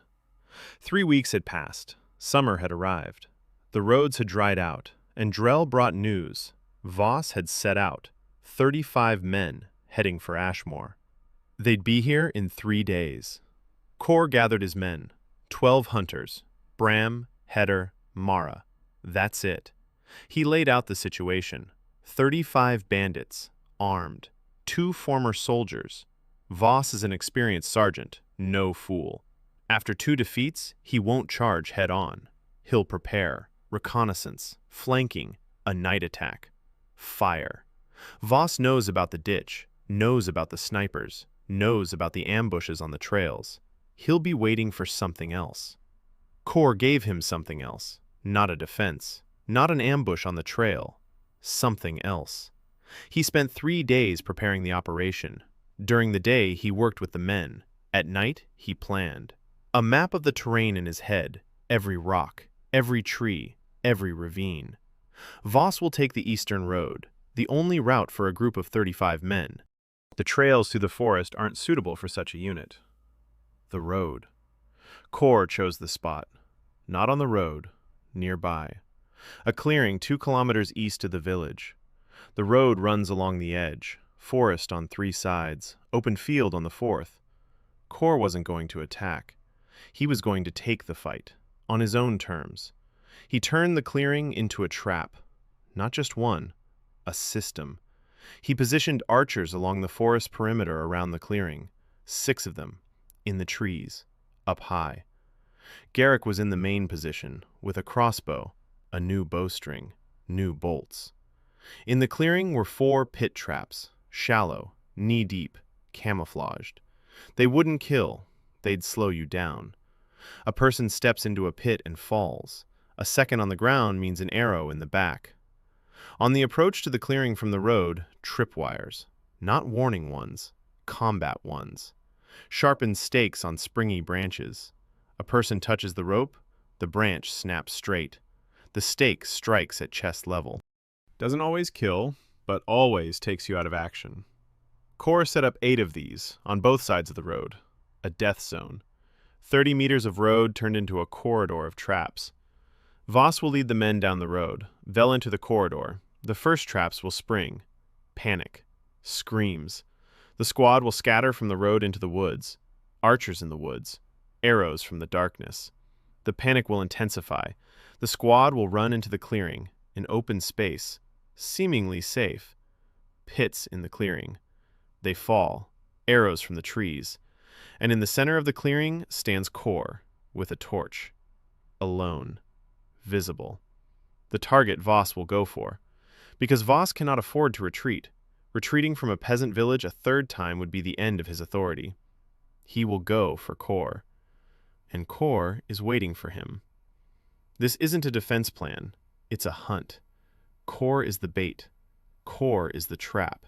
And Kor is the hunter, all at once. That evening he was sitting at home. The last evening. Tomorrow, Voss. Rim was playing with a rag doll. Mara was cooking dinner. Quiet, calm, a cozy evening at home. Kor watched them and thought that tomorrow might be the last time. No, it can't be. It won't be. He'll come back. He always comes back. The operator doesn't promise. The operator delivers. Voss arrived on the 4th day, not on the 3rd as Kor had expected. He was delayed. Maybe reconnaissance, maybe caution. The lookout boy ran up in the morning. Strangers on the road, lots of them. Kor nodded. He went, took his position. The archers were already in the trees. Garrick at the main vantage point, crossbow loaded. Tobin with a bow on the left flank, his leg bandaged. He stands, he shoots. He'll manage. 4 others in the woods on both sides of the road. 6 men with spears and swords in ambush behind the clearing, the reserve. Kor stood in the clearing, a trophy sword at his belt, a knife behind his back, a spear in his hand, a torch stuck in the ground nearby, unlit. Daytime. Light. No need for a torch. He waited. Noise on the road appeared an hour later. Voices, the clang of metal, footsteps, many footsteps. Kor stood and listened. They were walking along the road, in a column, not in formation. A crowd. Bandits aren't soldiers. They don't know how to march in formation. That's a plus. A crowd panics faster than a formation. The first tripwire went off. A crack. A scream. The stake struck someone.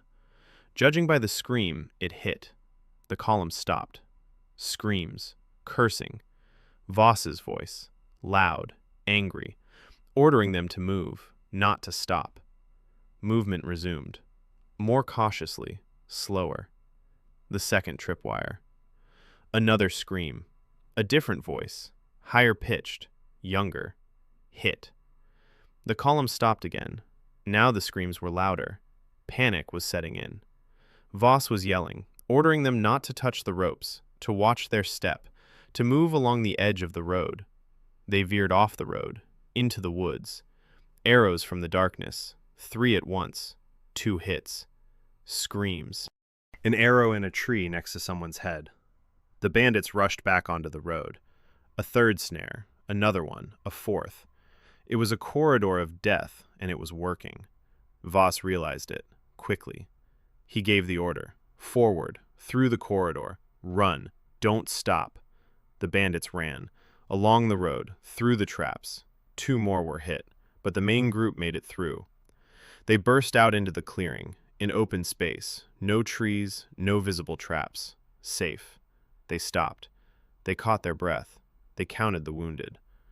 Kor stood in the center of the clearing, alone, calm, a sword at his belt, a spear in his hand. He looked at them. 35 had made it, 6 wounded in the corridor, 2 of them seriously, out of the fight. 29 combat ready, against 1 man in the clearing. Voss stepped forward. Kor saw him for the first time. 44 years old, big, not fat, muscular, a hard face, scars, a broken nose, intelligent eyes, cold. A former sergeant, you could tell. His posture, his gait, the way he held his sword. A professional, not a peasant with a pitchfork, a soldier. Voss looked at Kor, a single man with a spear in the center of the field. He laughed, briefly, maliciously. He said that this, then, was the very peasant who had taken down his men twice. Kor didn't answer. He waited. Voss ordered his men to take him. 5 of them moved forward. They spread out in a semicircle, swords at the ready. They walked confidently. 5 against 1. The first stepped into a pit, knee-deep. His foot gave way. He lurched forward. An arrow from the trees struck him in the back. He fell. The four froze. They looked up, into the trees. A second arrow. A crossbow bolt. Garrick. Into the chest of the second man, through the leather breastplate. The man collapsed. 3 ran back to their group. Arrows from the woods. 2. 1 hit. In the leg. Panic. The bandits huddled together. In the center of the clearing, the worst thing they could do. A crowd of people is one big target. Arrows came from 3 sides. Garrick shot with precision. Bolt after bolt. Reload. 4 seconds. A shot. A hit. Reload. Tobin shot faster. A bow. 3 arrows a minute. Not all of them hit, but at that distance, misses were rare. Kor stood and watched. He didn't intervene. No need. The archers were doing their job. The traps were working. The plan was working. Voss realized the clearing was a trap. He gave the order to retreat. Back, toward the road. The bandits ran. Through the pits. 2 fell. Arrows from above. 2 more. Kor moved, cut off their retreat. Stood at the edge of the clearing, between the bandits and the road. Alone. Spear in hand, sword at his belt. Voss saw him. Stopped. He looked at Kor, at the man standing between him and the exit. Alone, against what remained of his squad. Of the 35 combat-ready men, perhaps 20 remained. Maybe fewer. Wounded, frightened, demoralized. The arrows from the forest ceased. Kor whistled. A signal to cease fire. Silence. Voss stood 10 paces away, sword in hand, heavy breathing, eyes wild. Kor spoke, calmly, quietly, as if in negotiations. He said that Voss could turn around and leave, with those who could walk, to take the wounded, to head east, not to return. Ever. Ashmoor was not his territory, had never been and never would be. If he returned, next time Kor would not speak. Voss stood and listened. His face was stony. Pride wrestled with reality. Reality was simple. His squad lay in the clearing, the living and the dead. Archers in the trees waited for orders. One man with a spear stood before him and offered life. Voss was a sergeant. He knew how to count the casualties. He knew how to assess the situation. He knew when a battle was lost. He lowered his sword, slowly. He stuck it in the ground. He looked at Kor. He said he would remember this. Kor replied that he was counting on it. Voss turned around. He gave the order. Gather the wounded, leave. The bandits were gathering their own. Those who could walk were lifted up. Those who couldn't were dragged. Kor stood and watched. He didn't interfere. 6 archers in the trees held their bows at the ready. Garrick's crossbow was aimed. One sound and the arrows would fly. But Kor had given his word. If they're leaving, then they're leaving. Voss led his men away, down the road, eastward, slowly, limping, dragging the wounded. 35 had come. 18 had left. 6 of them were wounded, left behind in the clearing. Kor counted. 7 bodies. 3 more would likely die from their wounds on the way. 10 in total. The village's losses. 0. Not a single casualty. Not a single wounded. A clean victory. A special operation from start to finish. Reconnaissance. Preparation. Traps. Ambush. Suppressive fire. Psychological pressure. Negotiations. The enemy's retreat. Textbook. Kor stood in the clearing and watched the road along which Voss was leaving. He didn't feel victory. He felt exhaustion. Deep. Bone deep. He'd been doing this for 12 years, killing people, planning murders, carrying them out. In his past life, for money and orders. In this one, for his family and the village. There is a difference. But his hands are just as dirty. He gathered the spoils. Swords, crossbows, 2 new ones, 5 in total for the village. Leather breastplates, knives, silver, lots of it. The bandits had money, looted. Now Ashmoor's money. Kor handed the silver to Bram for the village's needs, tools, seeds, livestock, when the merchant arrives. Garrett climbed down from the tree. He walked over to Kor. He stood nearby. He was silent. Then he said that Kor could have killed Voss. Kor replied that he could have. Garrick asked why he hadn't killed him.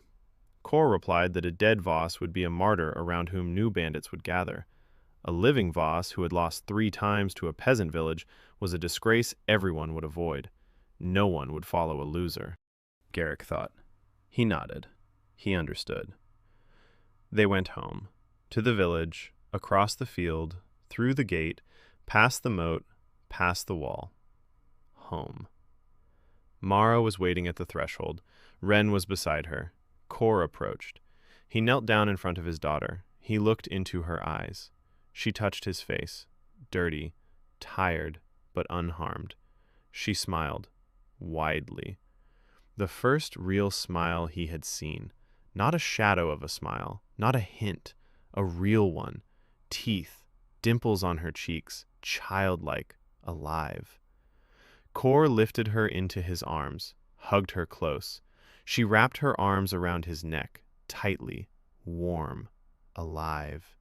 His. A year had passed. Kor stood on the wall he had built and looked out at Ashmoor. The village below was alive, truly alive, not just surviving.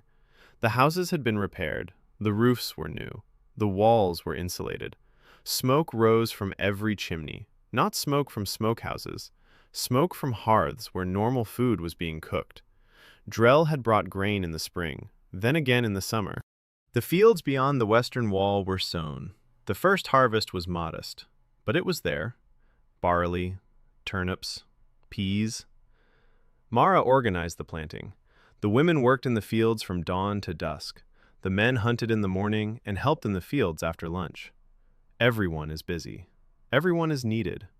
Everyone eats twice a day. Kor climbed down from the wall and walked through the village. The street has been packed down. The mud has been cleared away. Drainage ditches on either side. His idea. Simple. But the village no longer drowns in mud after the rains. At the smithy, Bram was hammering away. Steadily. Rhythmically. He was making hinges for the new gate. The second gate. The northern one. Kor had cut a passage through the ravine to the north. A bridge over the ravine. A gate. A second way out of the village. An evacuation route. And a trade route. Now Ashmoor could be entered from 2 sides. Drell used to come every month. Then he started coming twice a month. Then he brought another merchant. The creature hides had run out. No new creatures were coming. The last full moon after Skinny's death was quiet. 3 small beasts emerged from the forest. Not night prowlers, ordinary predators, large, dangerous, but without that terrifying intelligence, without coordination, without tactics. They were shot down from the wall in a minute. The next full moon passed without any attacks at all. The forest was recovering. The dead zone was receding. Over the course of a year, it had shrunk by half. The gray moss had disappeared. The growths on the trees had crumbled away. Young shoots were pushing through between the dead trunks. In 2 years, the dead forest would be overgrown. In 5 years, there won't be a trace left. Heder went into the forest every week. He watched. He returned and reported to Kor. The grasses had returned. The ones that grew 30 years ago, before the skinny one. Berries, mushrooms. The forest was giving back what it had taken 7 years ago. Trade was flourishing. Skins of common animals, smoked meat, salt, honey. Kor found wild beehives in the forest and hauled 3 back to the village. Mara set up an apiary. Honey worth its weight in silver. Money flowed into the village. Iron, tools, cloth, seeds, goats. Drell brought 5 goats. Milk, cheese. The children drank milk. For the first time in their lives, some of them. The royal tax collectors arrived in the middle of summer. 2 of them, on horseback, armed, with papers. Kor met them at the gate, calmly, without hostility. invited them inside, fed them, gave them drink, showed them the village. They looked at the moat and the walls and the hunters with crossbows and didn't understand what they were seeing. A village crossed off the map 7 years ago, a dead zone, a black mark from the Hunters Guild. And here were well-fed people and a fortified perimeter and a smithy and smokehouses and fields. The senior tax collector pulled out the papers. 7 years of unpaid taxes, a sum that would have crushed Ashmoor a year ago. Cor looked at the papers, then at the tax collector. He calmly explained the situation. The village had been abandoned, struck off the maps. For 7 years, the kingdom hadn't sent guards, hadn't repaired the roads, hadn't helped. The village had survived on its own, built its own defenses, cleared the forest itself. Cor proposed a deal. Ashmoor would pay the current tax, starting this year. The debt would be written off. In return, the village would ensure the safety of the eastern route, the trade route through the former Black Zone. No one used to travel here. Now they do, thanks to Ashmoor. It's worth 7 years of taxes. The tax collector thought, for a long time. Then he looked at the walls, at the hunters, at the crossbows, at the faces of the men who killed monsters and bandits and weren't particularly afraid of 2 officials. He agreed. Signed the paper. Ashmoor returned to the kingdom's map. Officially. Alive. Paying. Protected. A second year passed, then a third. Cor stood on the wall he had built. Tall, sturdy. Not a palisade made of rotten logs. A wall. A stone foundation. A log top. A deep and wide moat. A drawbridge at the main gate. Bram built it. The blacksmith's hands and Cor's mind. Together. The village lived below. Not 80 souls. 120. People came. From neighboring dying villages. From the towns along the road. Rumors spread. Ashmoor. A place where they feed you. Where the walls are strong. Where the hunters know how to shoot. Where the village head is a former blacksmith and the chief hunter is that very same Cor who cleared the dark forest. Cor wasn't the village head. He gave that role to Bram. Officially. Bram was in charge. He ruled well, firmly, fairly. Cor commanded the hunters and the defense. Garrick had risen to become the commander of the rifle squad, 22 years old. Broad-shouldered, calm, the best marksman in the county, maybe the best in the kingdom. The crossbow in his hands was an extension of his body. Tobin commanded the infantry, 20 years old, quick, tough, 2 scars, shoulder and hip. He wore them with pride. The 12 hunters became 20. New ones arrived, and Cor trained them as he had trained the first, quietly, patiently, methodically.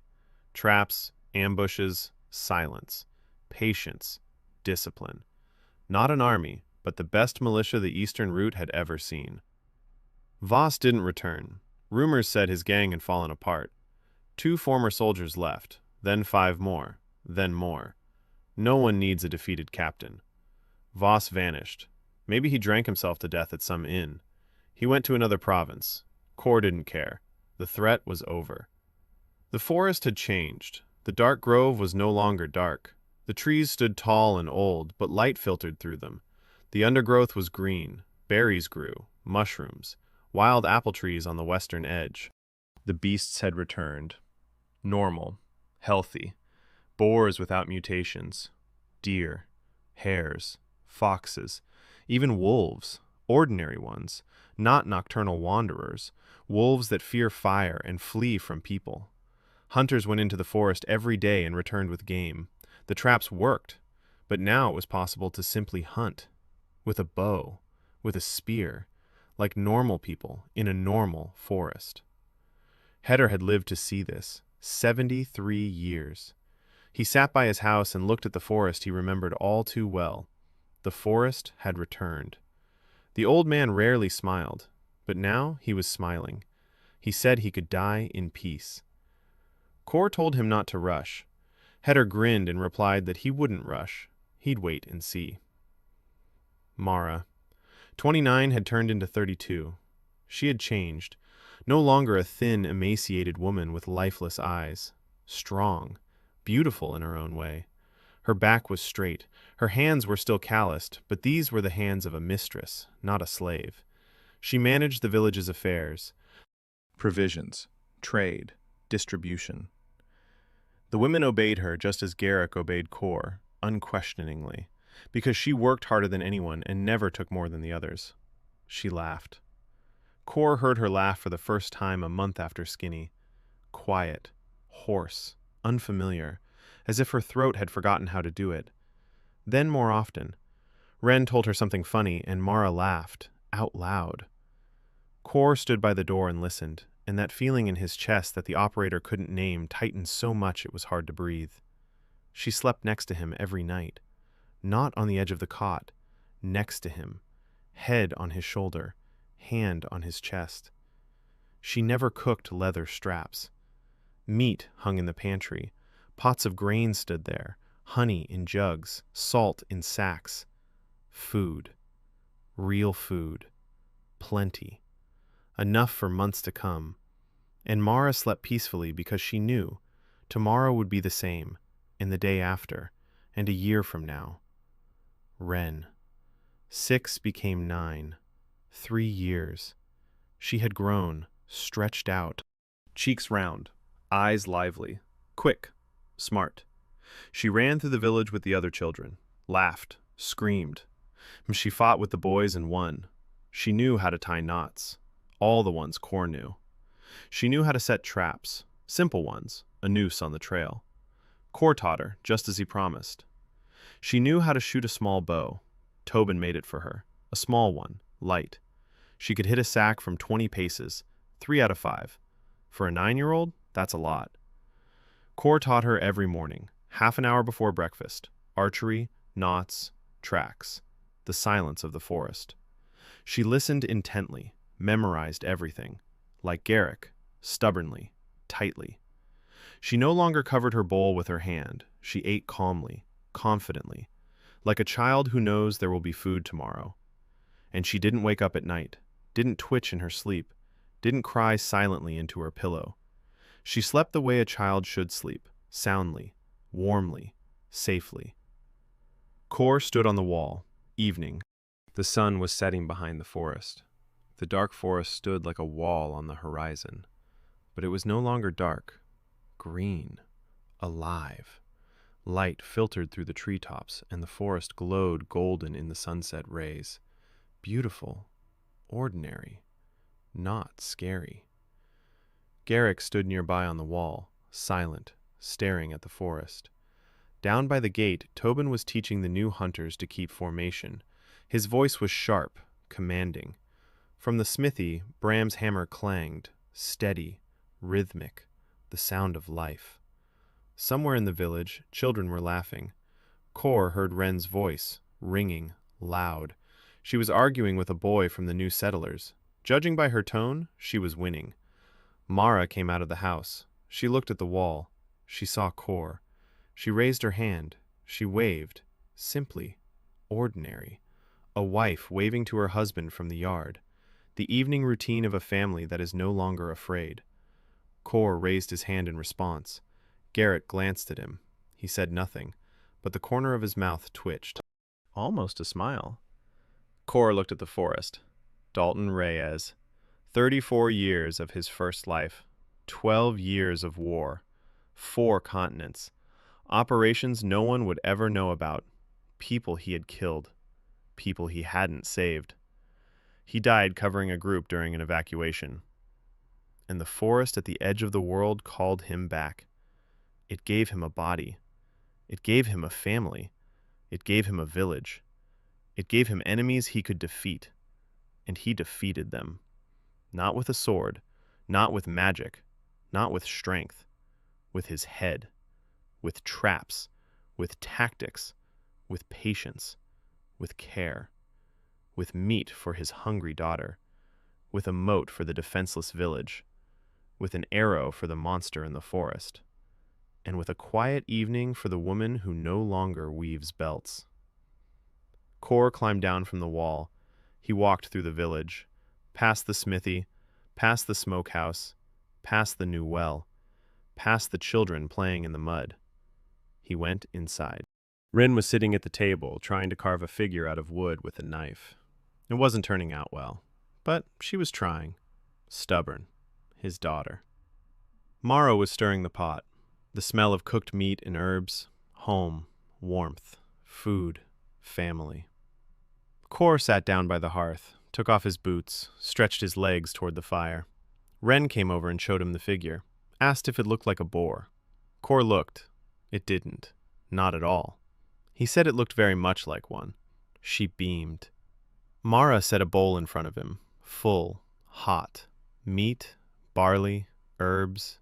He ate, slowly, peacefully. Ren ate beside him, Mara across from him. 3 people at the table. Dinner. An ordinary dinner for an ordinary family in a village that was no longer dying. Kor finished eating, leaned back against the wall, closed his eyes. For the first time in 2 lifetimes, he wasn't planning the next operation. He wasn't counting bullets. He wasn't checking the perimeter in his head. He wasn't waiting for an alarm. For the first time in 2 lifetimes, the operator was resting. Because the mission was complete. Everyone was alive, everyone was full, everyone was home. Kor opened his eyes. He looked at Ren. She was nibbling on a piece of bread and carving her figurine, with both hands at once. He looked at Mara. She was clearing the table and quietly humming something. No words, just a melody. It was the first time he'd heard her sing. He was sitting by the hearth in the house he'd built, in the village he'd saved, next to the woman he'd fallen in love with and the daughter for whom he'd done everything. And for the first time in 2 lifetimes, Kor felt that he was home.